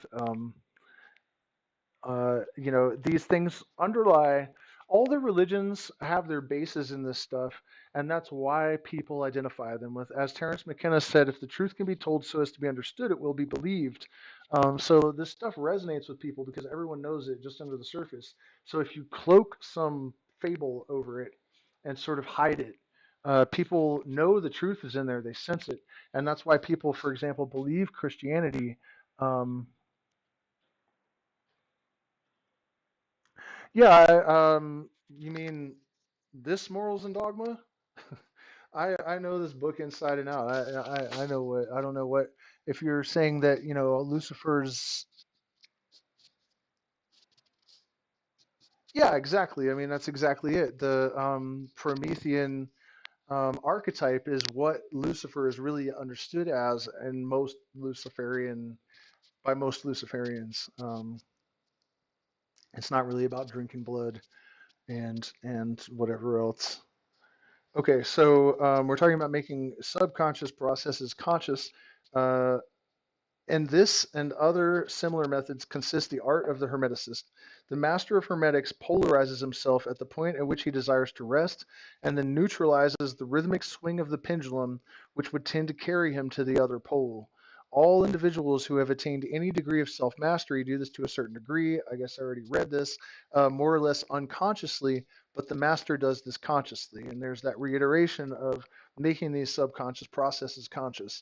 By the use of his will, and attains a degree of poise and mental firmness almost impossible of belief on the part of the masses, who are swung backward and forward like a pendulum.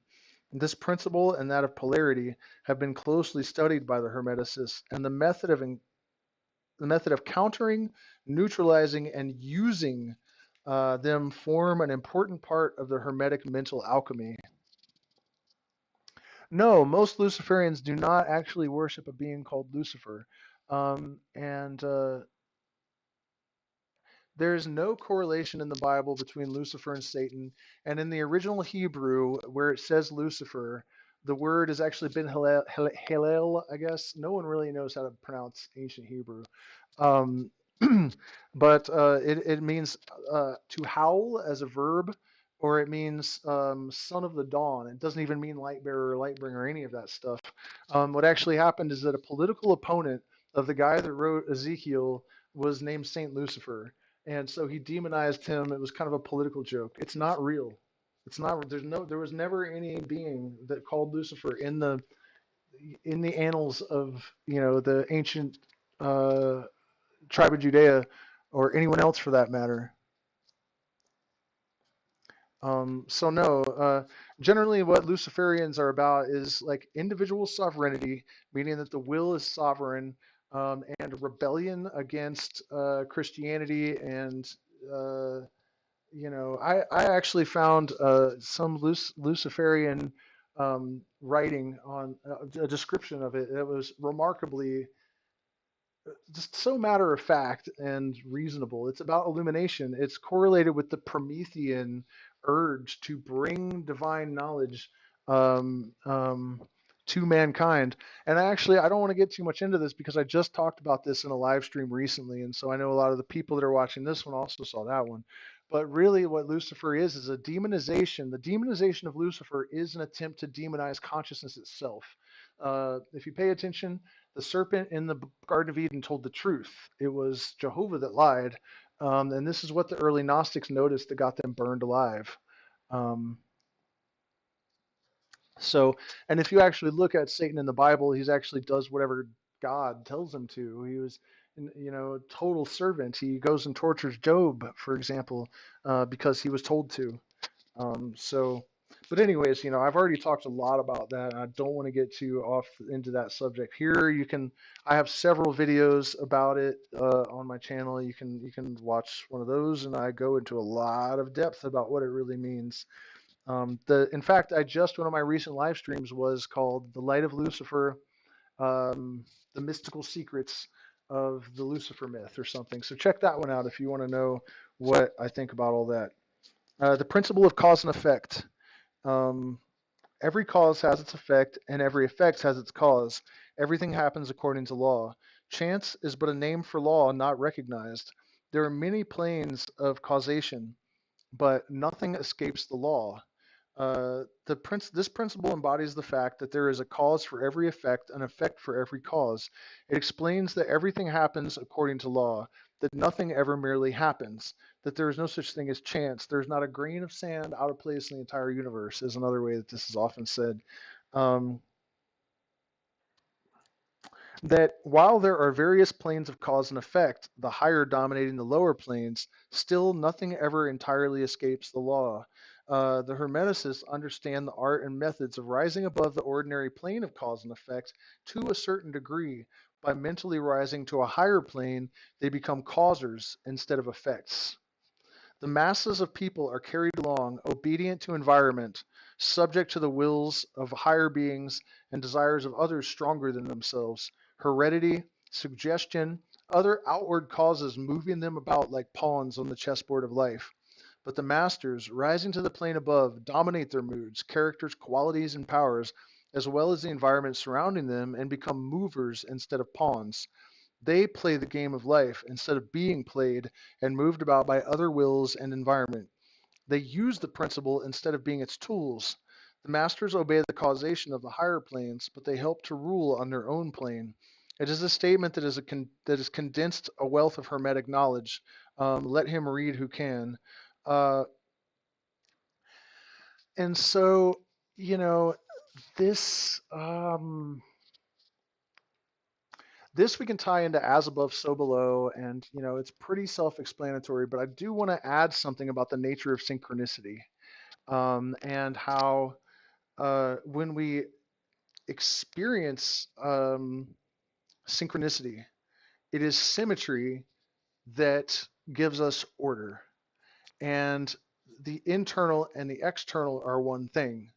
So this is a great example of something happening on another plane, right? Which is the mental plane, and you can observe uh, a causal effect in the real world that is, corresponding because your thoughts are fundamentally a product of the order inherent in the universe.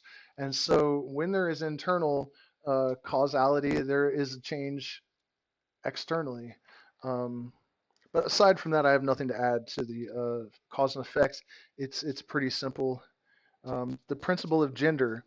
Gender isn't everything. Everything has its masculine and feminine principles. Gender manifests on all planes. This is something I get asked about a lot in reference to plant medicine. People will say, well, how can a cactus or a vine have masculine or feminine qualities? Um, and this is one of those things where he's saying gender isn't everything because some expression of what we think of as gender expresses in everything throughout the universe. um, and so when I actually learned about this was the first night that I got the Kybalion, and I hadn't read it yet, but I had taken acid with my girlfriend, and we started talking to each other as if we were the disembodied, the masculine divorced from my individual identity.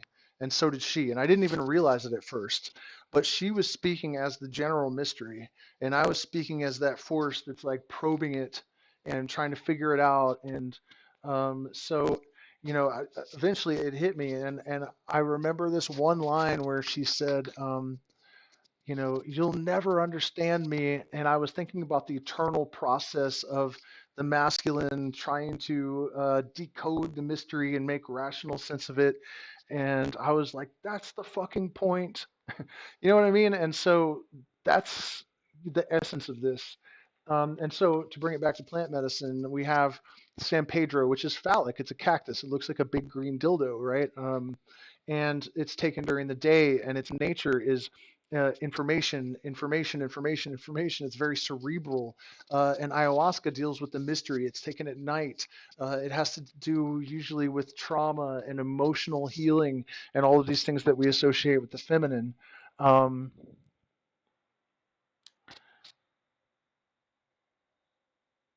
so that's a good elucidation of how, or you could look at like water versus air. There are all sorts of expressions of this. um, and in humans, again, this idea of a infinite um, sort of, what did I call it before, infinite spectrum. And so we have some men that are extremely feminine to the point of almost being women, and then we have the same from women, and some people that are totally in the center. And so we have this like infinite spectrum of gender that is one of the components of everything that exists. And so The principle of gender. This principle embodies the truth that there is gender manifested in everything, the masculine and feminine principles ever at work. This is true not only of the physical plane, but of the mental and even the spiritual planes. On the physical plane, the principle manifests as sex.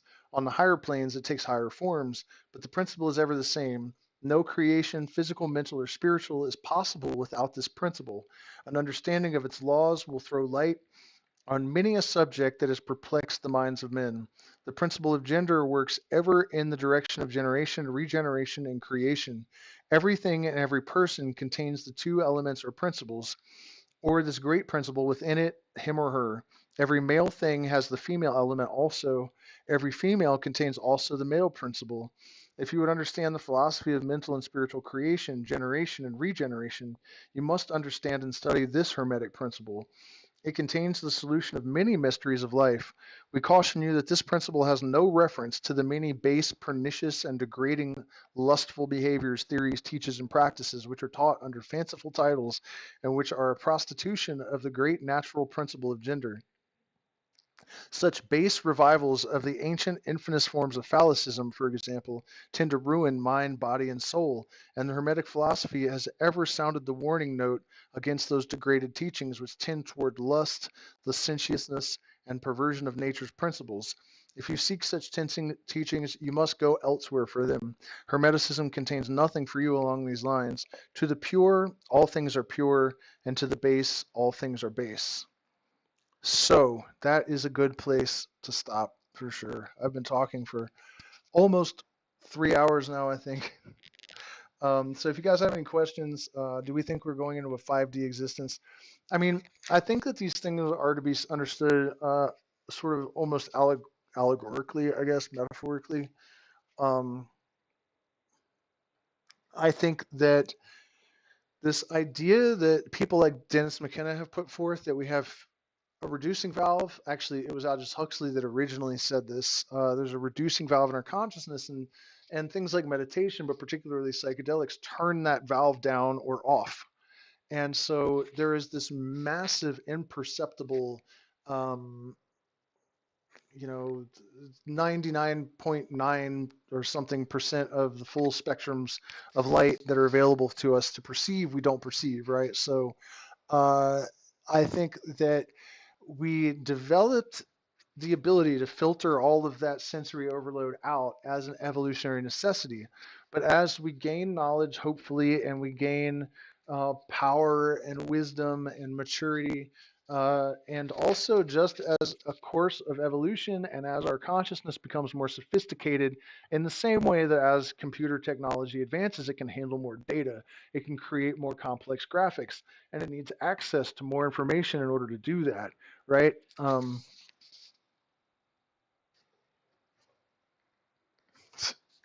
Uh, so it's the same. When people talk about entering into a 5D reality, I think that what the evolution of consciousness really means, and what the experience of psychedelics and meditation, even meditation, there are in certain schools the cities, that eventually you develop the telepathy and precognition and all this sort of stuff. And the old Buddhist masters used to tell the students to ignore that stuff because you can get yourself into a lot of trouble, right? Um, this is the same.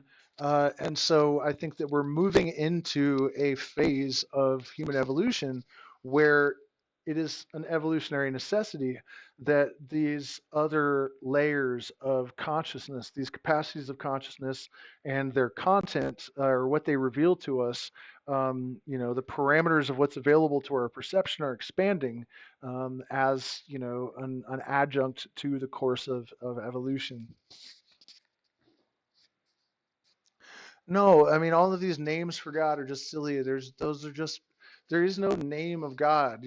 God is called the Kybalion. God is called a computer. God is called a finger. God is just a name that we have come up with for this universal consciousness that pervades everything, that's inextricably intertwined with all phenomena, all things. It's everything and everyone everywhere. It's all names. It's all ideas, and it is primarily and most importantly eternal nothingness that sustains creation.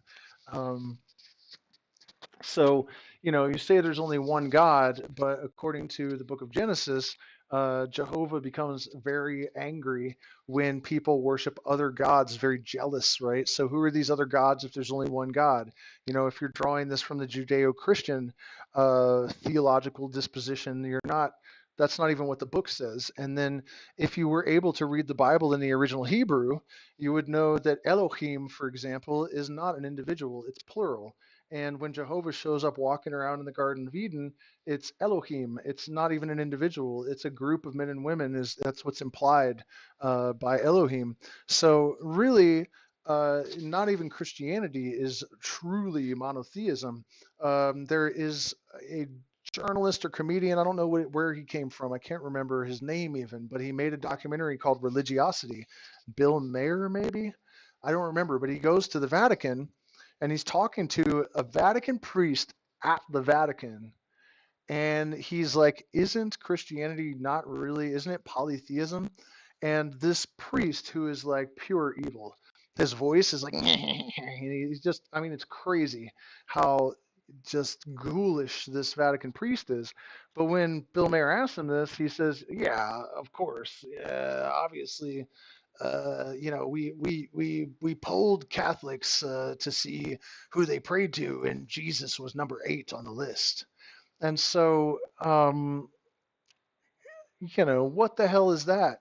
You're not supposed to have, I mean, you can't be a Christian without violating the first commandment. Thou shalt have no other gods. There's no clause that says until my son comes. So this idea that Christianity even is monotheistic is a little bit ridiculous because it's just not true. Um,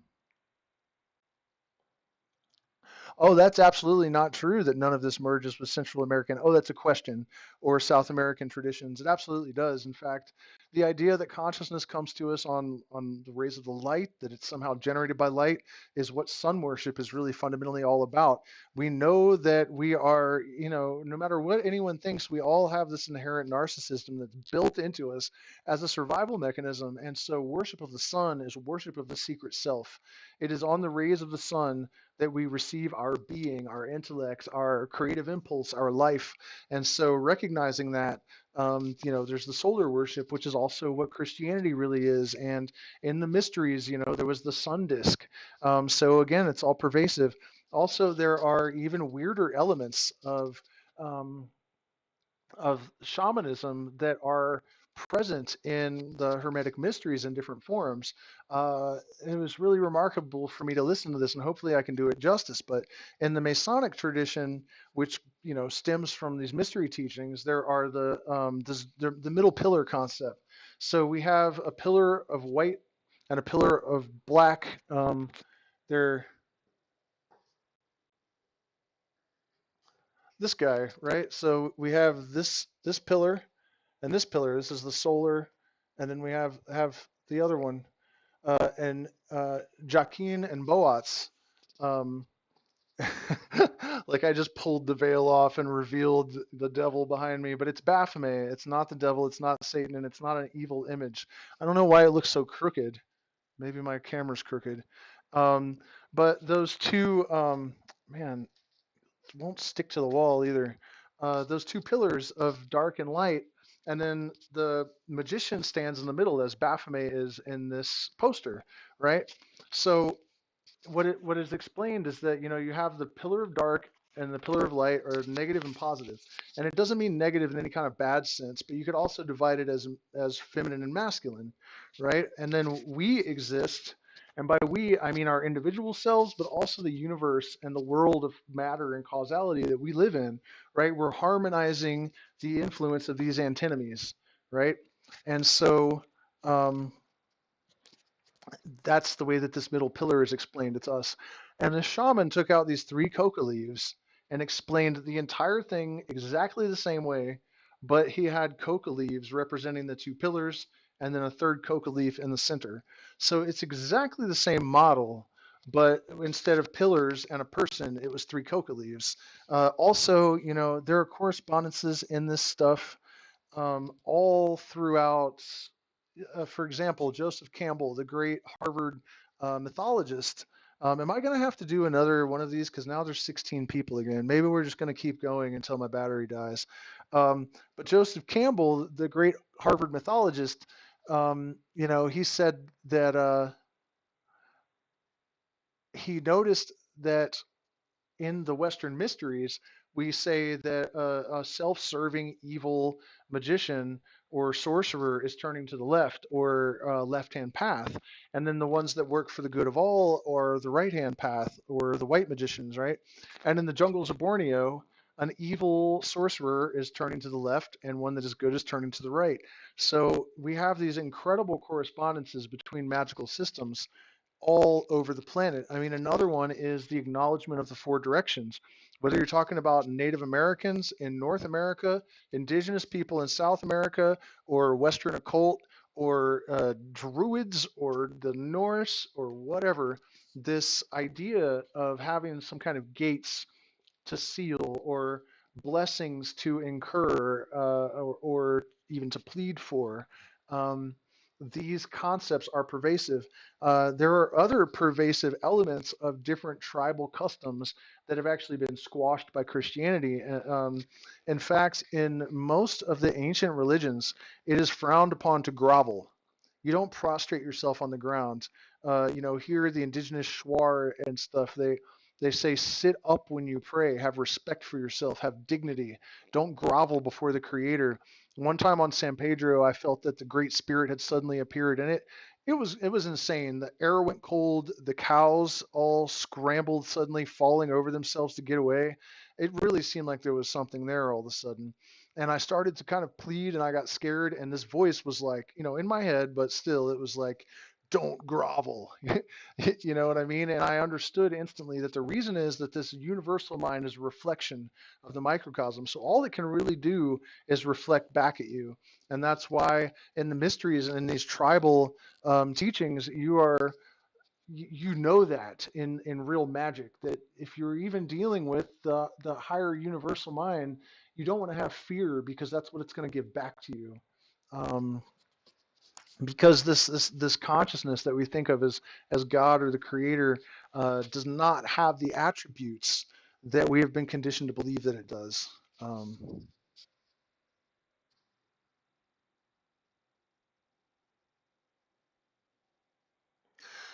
yeah, well, there is universality, and what I was saying is that even in Africa, before Christianity became a very dominant influence, they also uh, frowned upon groveling before their god. You were supposed to hold yourself up with dignity. And so, yeah, I mean, this universality, and that's what I was saying about how it's not so much that the Hermetic teachings have been disseminated directly, that all of these other systems are directly derivative of it. That's not it. It's just that these are the real metaphysical principles, the wiring under the board that is actually there in the universe. It's the real stuff. And so, you find reflections of it in indigenous beliefs in South America and in Egypt and Greece and everywhere. Um, let me see if I missed any other.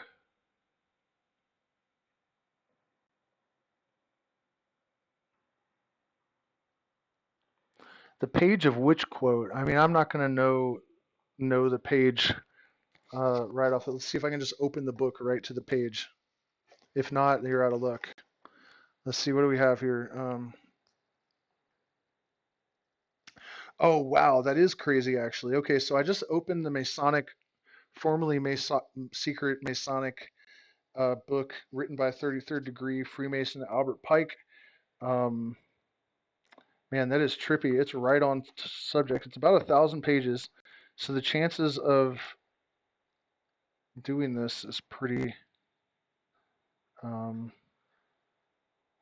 but that's the subject basically. That I'm just trying to find a good entry point, because it is basically talking about how all of these mysteries all around the planet are the same. The mysteries of Bakchos were known as the Sabazian, Orphic, and Dionysic festivals that went back to the remotest antiquities among the Greeks and were attributed by some to Bakchos himself and others to Orpheus. The resemblance and ceremonial between the observances established in honor of Osiris in Egypt and those in Bakchos in Greece, the mythological tradition of the two gods and the symbols used in the festivals of each amply prove their identity. And so he's just going on to compare all of these mysteries from around the world and how they're fundamentally the same. He was honored in Greece with public festivals and simpler, complicated mysteries, varying in ceremonial in various places, as was natural because his worship had come thither from different countries and at different periods. The people who celebrated the complicated mysteries were ignorant of the meaning of many words that they used and of many emblems. Um, a serpent of gold was thrown into the bosom of the initiate, in allusion to the fable that Jupiter had in the form of a serpent had connection with the Proserpina and begotten Bakchos. Um, so, anyways, I mean, it's I didn't open to the quote you're looking for, but it's it's the same subject that these mysteries manifest basically in all these systems, the same all around the world. What is a demon in your opinion? Demons are real, but not in the same sense that the IRS is real. Uh, I don't believe in negative entities, and I am a person that has practiced all sorts of different forms of ritual magic. I have drank tons of ayahuasca. I have smoked pure NN-DMT while drinking ayahuasca. You know what I mean? I've combined these things so that I am using ritual magic while in an altered state. And I have never once encountered an entity that told me to do anything evil or stupid or hurt anyone or anything. And it has even occurred to me that maybe the reason that I don't encounter spirits that have ill intent is that on the plane of the spirit, why would they even have any concept of death or injury or, you know what I mean? Like they're just eternal thought forms. So what does that even mean? You know, they're not even going to have any concept of these things. Um, so, in my opinion, and in the opinion of the ancients, there's actually evidence that ancient magicians did not consider demons and spirits really to be autonomous entities, that they actually knew that they were aspects of our own subconscious mind. And if you look at a few years ago, the Crown of England, they made a royal list of the 100 most important Britons of all time, and Aleister Crowley was number 42 on that list for mapping hitherto to unknown regions of the human mind. That really blew my mind that the Crown actually put Crowley on a list of the 100 most important Britons, and for that reason, you know, a magician is on the list of the 100 most important Britons for mapping unknown regions of the human mind. And so a demon is, you know, they're all attributed to different vices, right? You have a different demonic name for all these different vices. And so the point of constraining a demon to work for the light or constraining a demon to be subservient to your will is about constraining your vices, your weaknesses, your shadow self to your will, right? So that they are working for you and you're not working for them. For example, greed constrained to your higher purposes of your higher self could become ambition. That is totally positive. So that would be an example of constraining a demon to your service, right? Lust is another one that totally. If you just run around banging everybody everywhere, you're going to get diseases, maybe knock up the wrong person or something. You know what I mean? It's not good. But you can use sexual energy for healing purposes, to gain insight, to enter altered states of consciousness. So any one of these demons that you can imagine can be constrained to work for the light. And so, in my opinion, there is no such thing as a negative entity. Evil is a product of chaos and entropy. It's not an active force in the universe. And even if I'm wrong about that, if we look at the laws of entrainment, that we know, the physical and the non-physical are all governed by these laws. Entrainment tells us that all lower cycles eventually sync up with higher cycles. So this is how the magician can be confident that when he's constraining a demon to his purposes, the demon is not going to gain control of him. It's just like a dog, doing the bidding of its master. It's a vibration, a cycle of a lower order that has no choice. It's compelled by natural law to constrain or entrain with the higher cycle.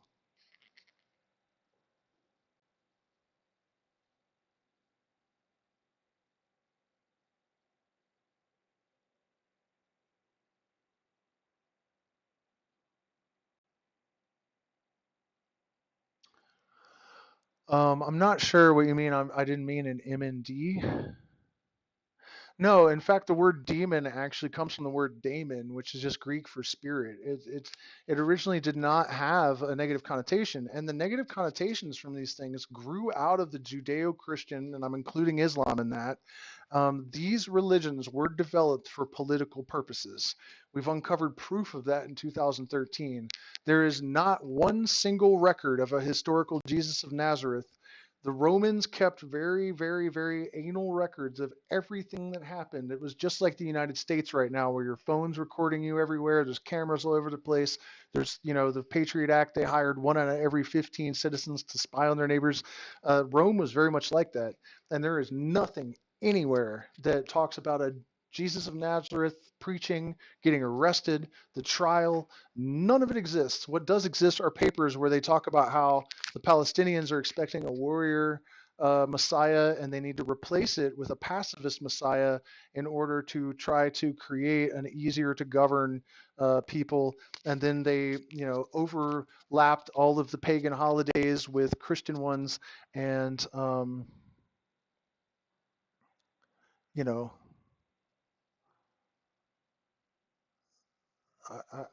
that's those things were designed to disenfranchise people from their real spiritual heritage, to cut them off from this kind of knowledge. And I mean, yeah, so the demonization of just spirits in general, the occult, the sixth sense, your capacities of consciousness beyond the five senses were demonized, right? The symbol of the inverted pentagram, you know what that's really a symbol of? It's a symbol of the descent of spirit into matter. It's not evil, it's just a symbol of a process. When you turn it up the other way, it's a symbol of the redintegration of matter back to spirit. Nothing evil about it. And so, along with the demonization of the word and concept of demon, your higher self, your higher genius was, they would call it a demon in, like, the writings of Pythagoras and Socrates and Plato and stuff. Your demon, right? So these were attempts by the progenitors of the Abrahamic religions to disenfranchise people from their spiritual power by replacing it with this total bullshit and occulting the real truth, the empowering realities that lie behind the mythologies. Jesus never existed, so I don't think he's back. He was never anywhere. You can't really leave if you weren't ever here. I mean, it's pretty much an absolute certainty that there was never any Jesus of Nazareth that existed. Uh, and I don't believe at all that Jews have tried to keep the documents of him secret. If something as powerful as Jesus was around, I think we would all know it. There would be no question. Like, that's another thing about the Bible, right? When you hear the Kybalion, you're like, damn, that is really, powerful stuff. It totally seems like it's coming from a holy place. If there was a book that was written directly by the mind of God, there would be no doubt in the mind of anyone that encountered it. There would be no argument, right? Like, I've seen writings created by mortal men that it's hard to believe that they're not divinely created. And who's to say they're not? But I'm just saying, if there was a book of absolute truth given to us by God Himself, there would be absolutely no question. The truth is self-substantiating, truth about anything. And so, if there was a book that was that truth, written by God, you would know it, and there would be no argument. People would just, there would be no way to argue about it. Well, I mean, you have an opinion that Christ is back on the earth now, but I don't think that's just an opinion. I mean, I don't see any evidence of that. I don't see any reason to believe it. It's just, it's an idea that you have, and that's cool, but I don't share it. And I think that, I've made videos. to the effect that Christianity is like the most evil force in the history of the planet. And I think that if you watch my videos, you'll be convinced of that yourself. Um,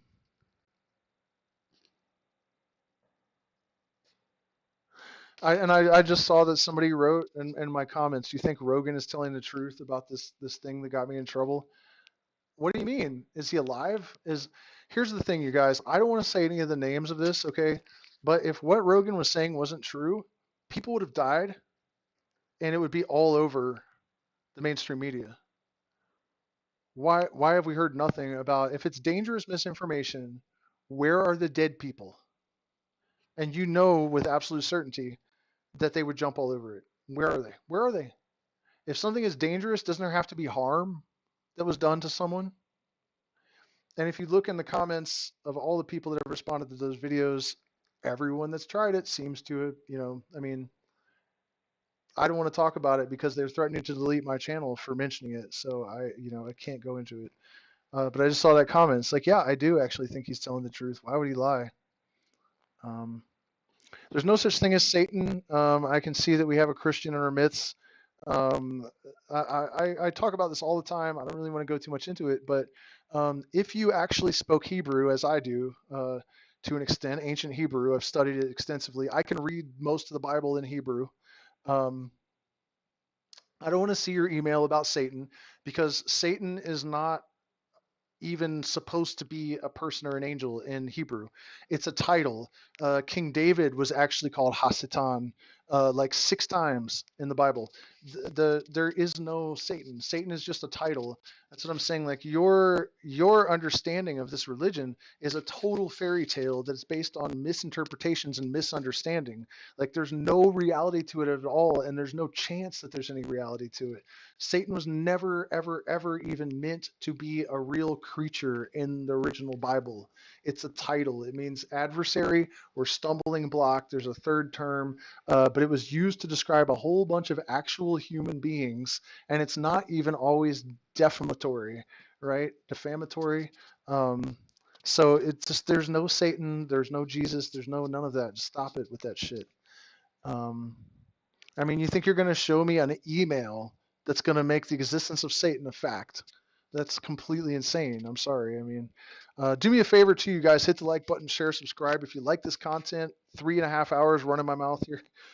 There are options to support us. We get no money from YouTube because I'm demonetized, and they're threatening to delete us. So you can support us through PayPal, Zelle, Cash App, cryptocurrency. It's 1111 Make a Wish. Um, so what the hell, man? I don't know how much battery I have. I was thinking about doing another verse of the Kybalion. Um, yeah, but there's no such thing as Satan, dude. It's not real. Jesus isn't real either.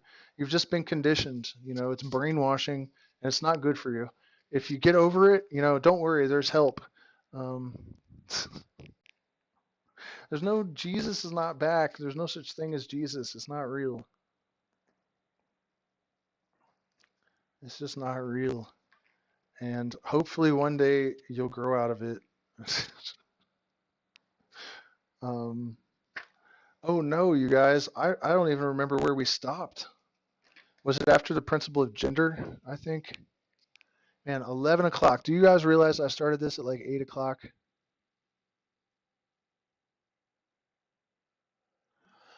Yeah, well, I mean, they actually found some documents in 2013 where the Roman consulate was explaining how and why they created the myth of Jesus. It's a composite myth. All of his attributes can be traced to an earlier myth, and his entire campaign or his entire ministry was based on the campaign trail of Titus, his military campaign. None of it's real. Trust me, it's not real. And it's a weapon. Okay, so mental transmutation. Let's do another chapter since I still have battery, I guess. Mind, as well as metals and elements, may be transmuted from state to state, degree to degree, condition to condition, pole to pole, vibration to vibration. The Hermetic transmutation is a mental art. And so as I said earlier, it's actually been proven that transmutation of metals actually actually is possible, and that we can do it in a laboratory now. So I remember being in elementary school, and they would talk about alchemy, and they're like, "Ha ha ha! The ancients were so dumb." Actually believed we could do this stuff, and it actually turns out that it is true. And it's kind of like that institutionalized gaslighting idea, when or as Aleister Crowley said, science is always rediscovering odd scraps of magical wisdom and making a big fuss about its cleverness. That seems to be, well, no, it's proven to be the case of turning lead into gold. It actually can be done. We have the technology. We have done it in a laboratory. It's just too expensive to be profitable, the process. And also, alchemy is about turning the lead of everyday experience into the gold of higher consciousness. It's about turning anger into love. It's about transmuting darkness into light. And so, as we have stated, the Hermeticists were the original alchemists, astrologers, and psychologists. Hermes having been the founder of these schools of thought. And so, it's also important to consider that training in the mysteries has always been about learning both um,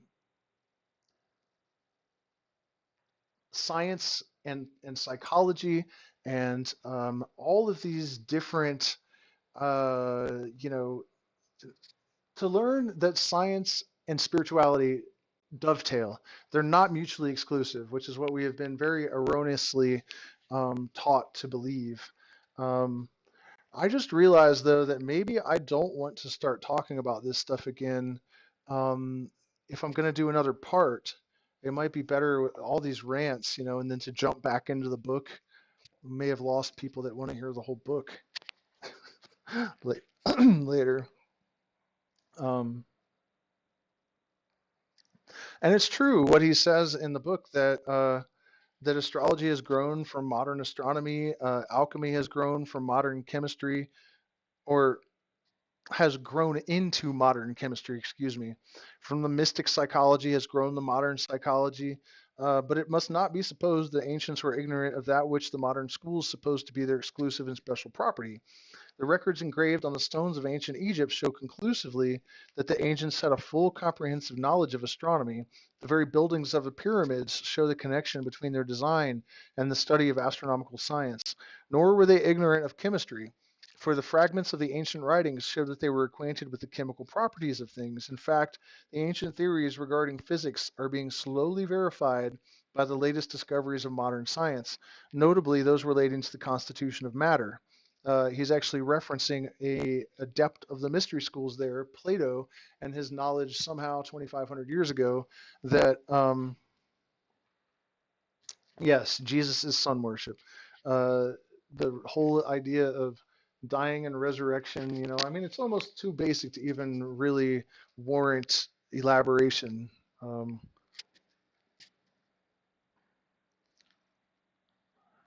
uh, Acquainted with it. In fact, the ancient theories regarding physics. Okay, we already were there.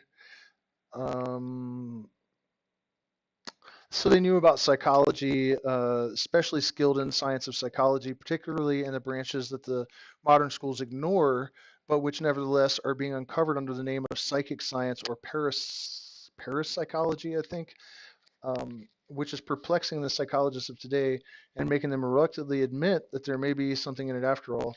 And we were talking about correspondences in South America as well, and in reality, a shaman is basically a psychologist. I mean, that is fundamental to the practice of either a shaman or a magician. And, um, as Terence McKenna said, a shaman is a person who has gone mad or become seriously ill and has healed themselves. And without a basic understanding of psychology and the ability to analyze and sort of psychoanalyze oneself, there is no way that you're going to analyze yourself and heal yourself. And the reason that the shaman or the mystic is able to do that for people is that his own psyche has broken down and he has been able to reconstruct it. And so he knows how to do this in another person. Um,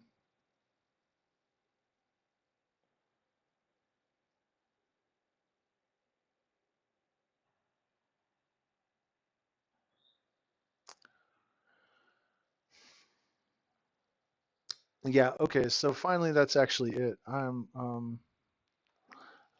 my throat is going to be gone, and then we won't be able to do this again in a couple days because I won't be able to talk.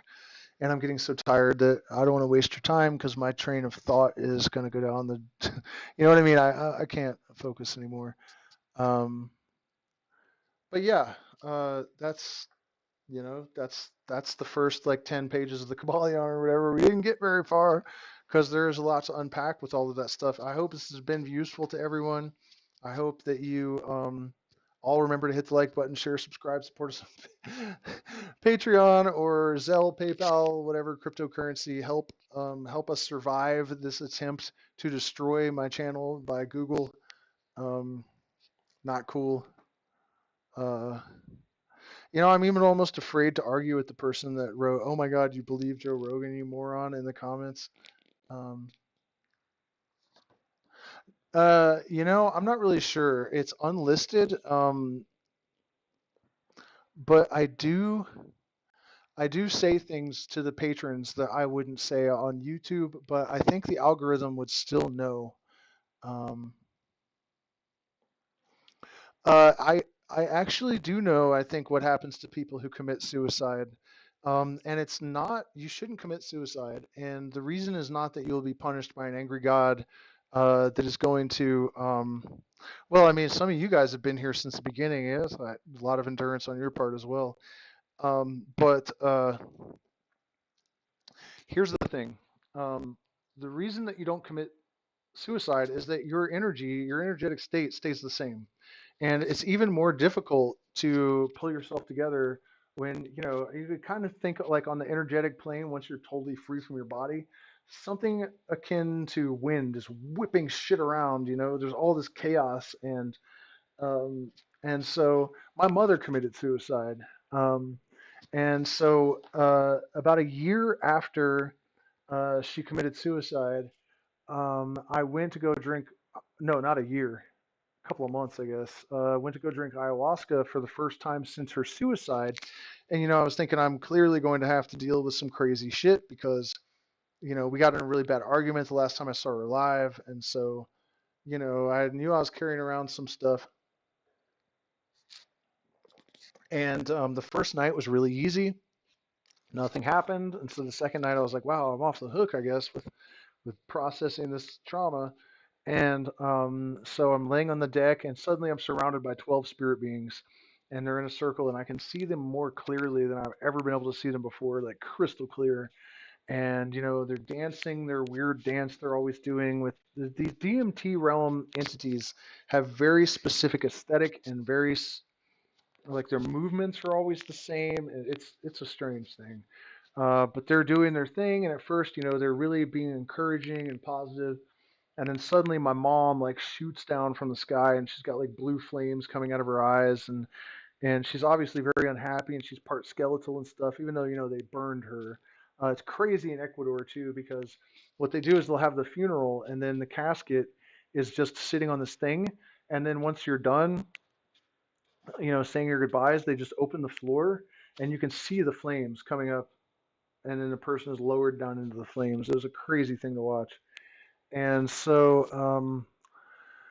anyways, though, she's there, and I realized as I'm looking at her, when she descended too, the spirit beings turned into demons. They had like horns, and there were blue flames all around them, and I was like, oh shit, this isn't good. My blood turned cold.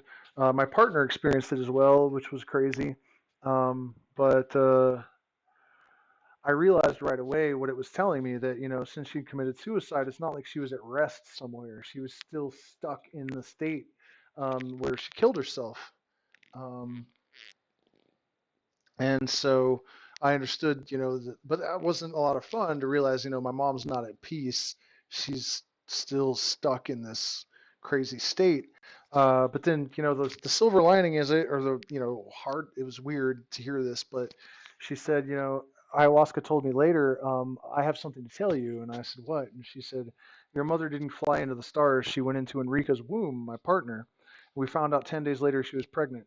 Um, and ayahuasca also explained to me why that happens, that you could think of a soul family in the same way that you think of a molecule where there's, the nucleus and then there's protons and electrons all kind of spinning around, and they're always the same, even though they blink in and out of existence, just like people. When nobody knows where they go when they're not there, and then they come back. Um, so you are always like you have the same cluster of like consciousness energy, and so your close friends and your mom and your sisters and whoever are always some configuration of this same little bundle of cosmic consciousness.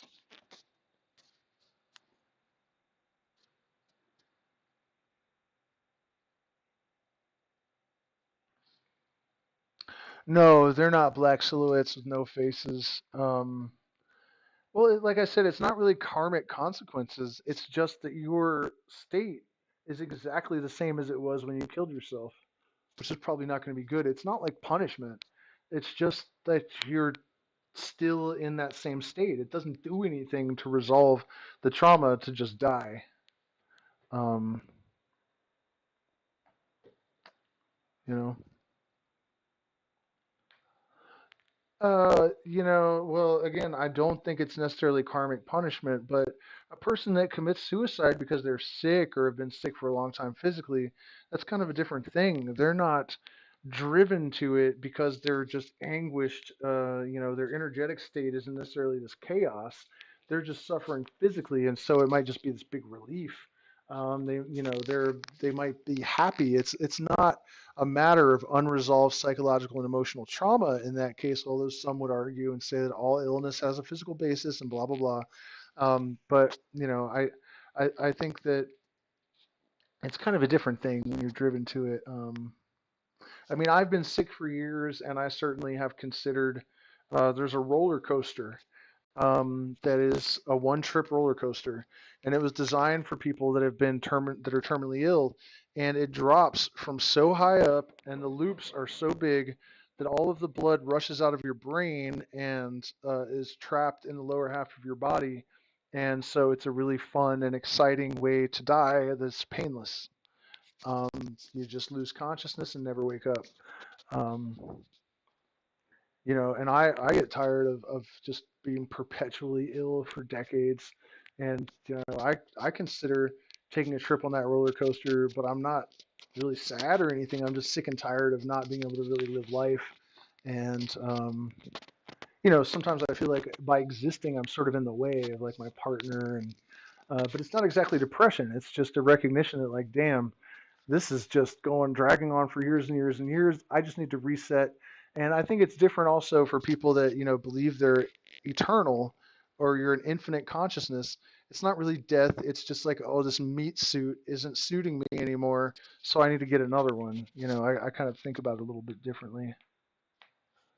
Um, Yeah, and I would imagine that dying with a good state of mind is what you want. Timothy Leary claimed to have come to knowledge of this. And for him, he said that, or for us too, he said that death should be treated with great, as one of the monumental points in our life, and that it should be prepared for, and if possible, if it doesn't sneak up on you, that you should do it with purpose, with deliberation, and you know plan it, and in his case that's actually what he did. um, yeah, I'm just sick and tired of being sick and tired. I'm not really depressed. I kind of, because it's like I don't really want to do a lot of the things that I used to want to do a lot. um, but it's not like mental anguish. I'm just sick and tired of being sick and tired, and that roller coaster sounds like an easy an easy way to do it. But of course, I have my partner and my son, and that complicates it further. But I guess, long story short, I think it's different when you're trying to evade physical suffering than when you're just driven out of your mind with desperate psychological and emotional pain. But we're dropping off, and I'm dropping off. So thank you guys so much for um, spending this time with me, and like button and all that stuff. So good night, and we'll see you again soon.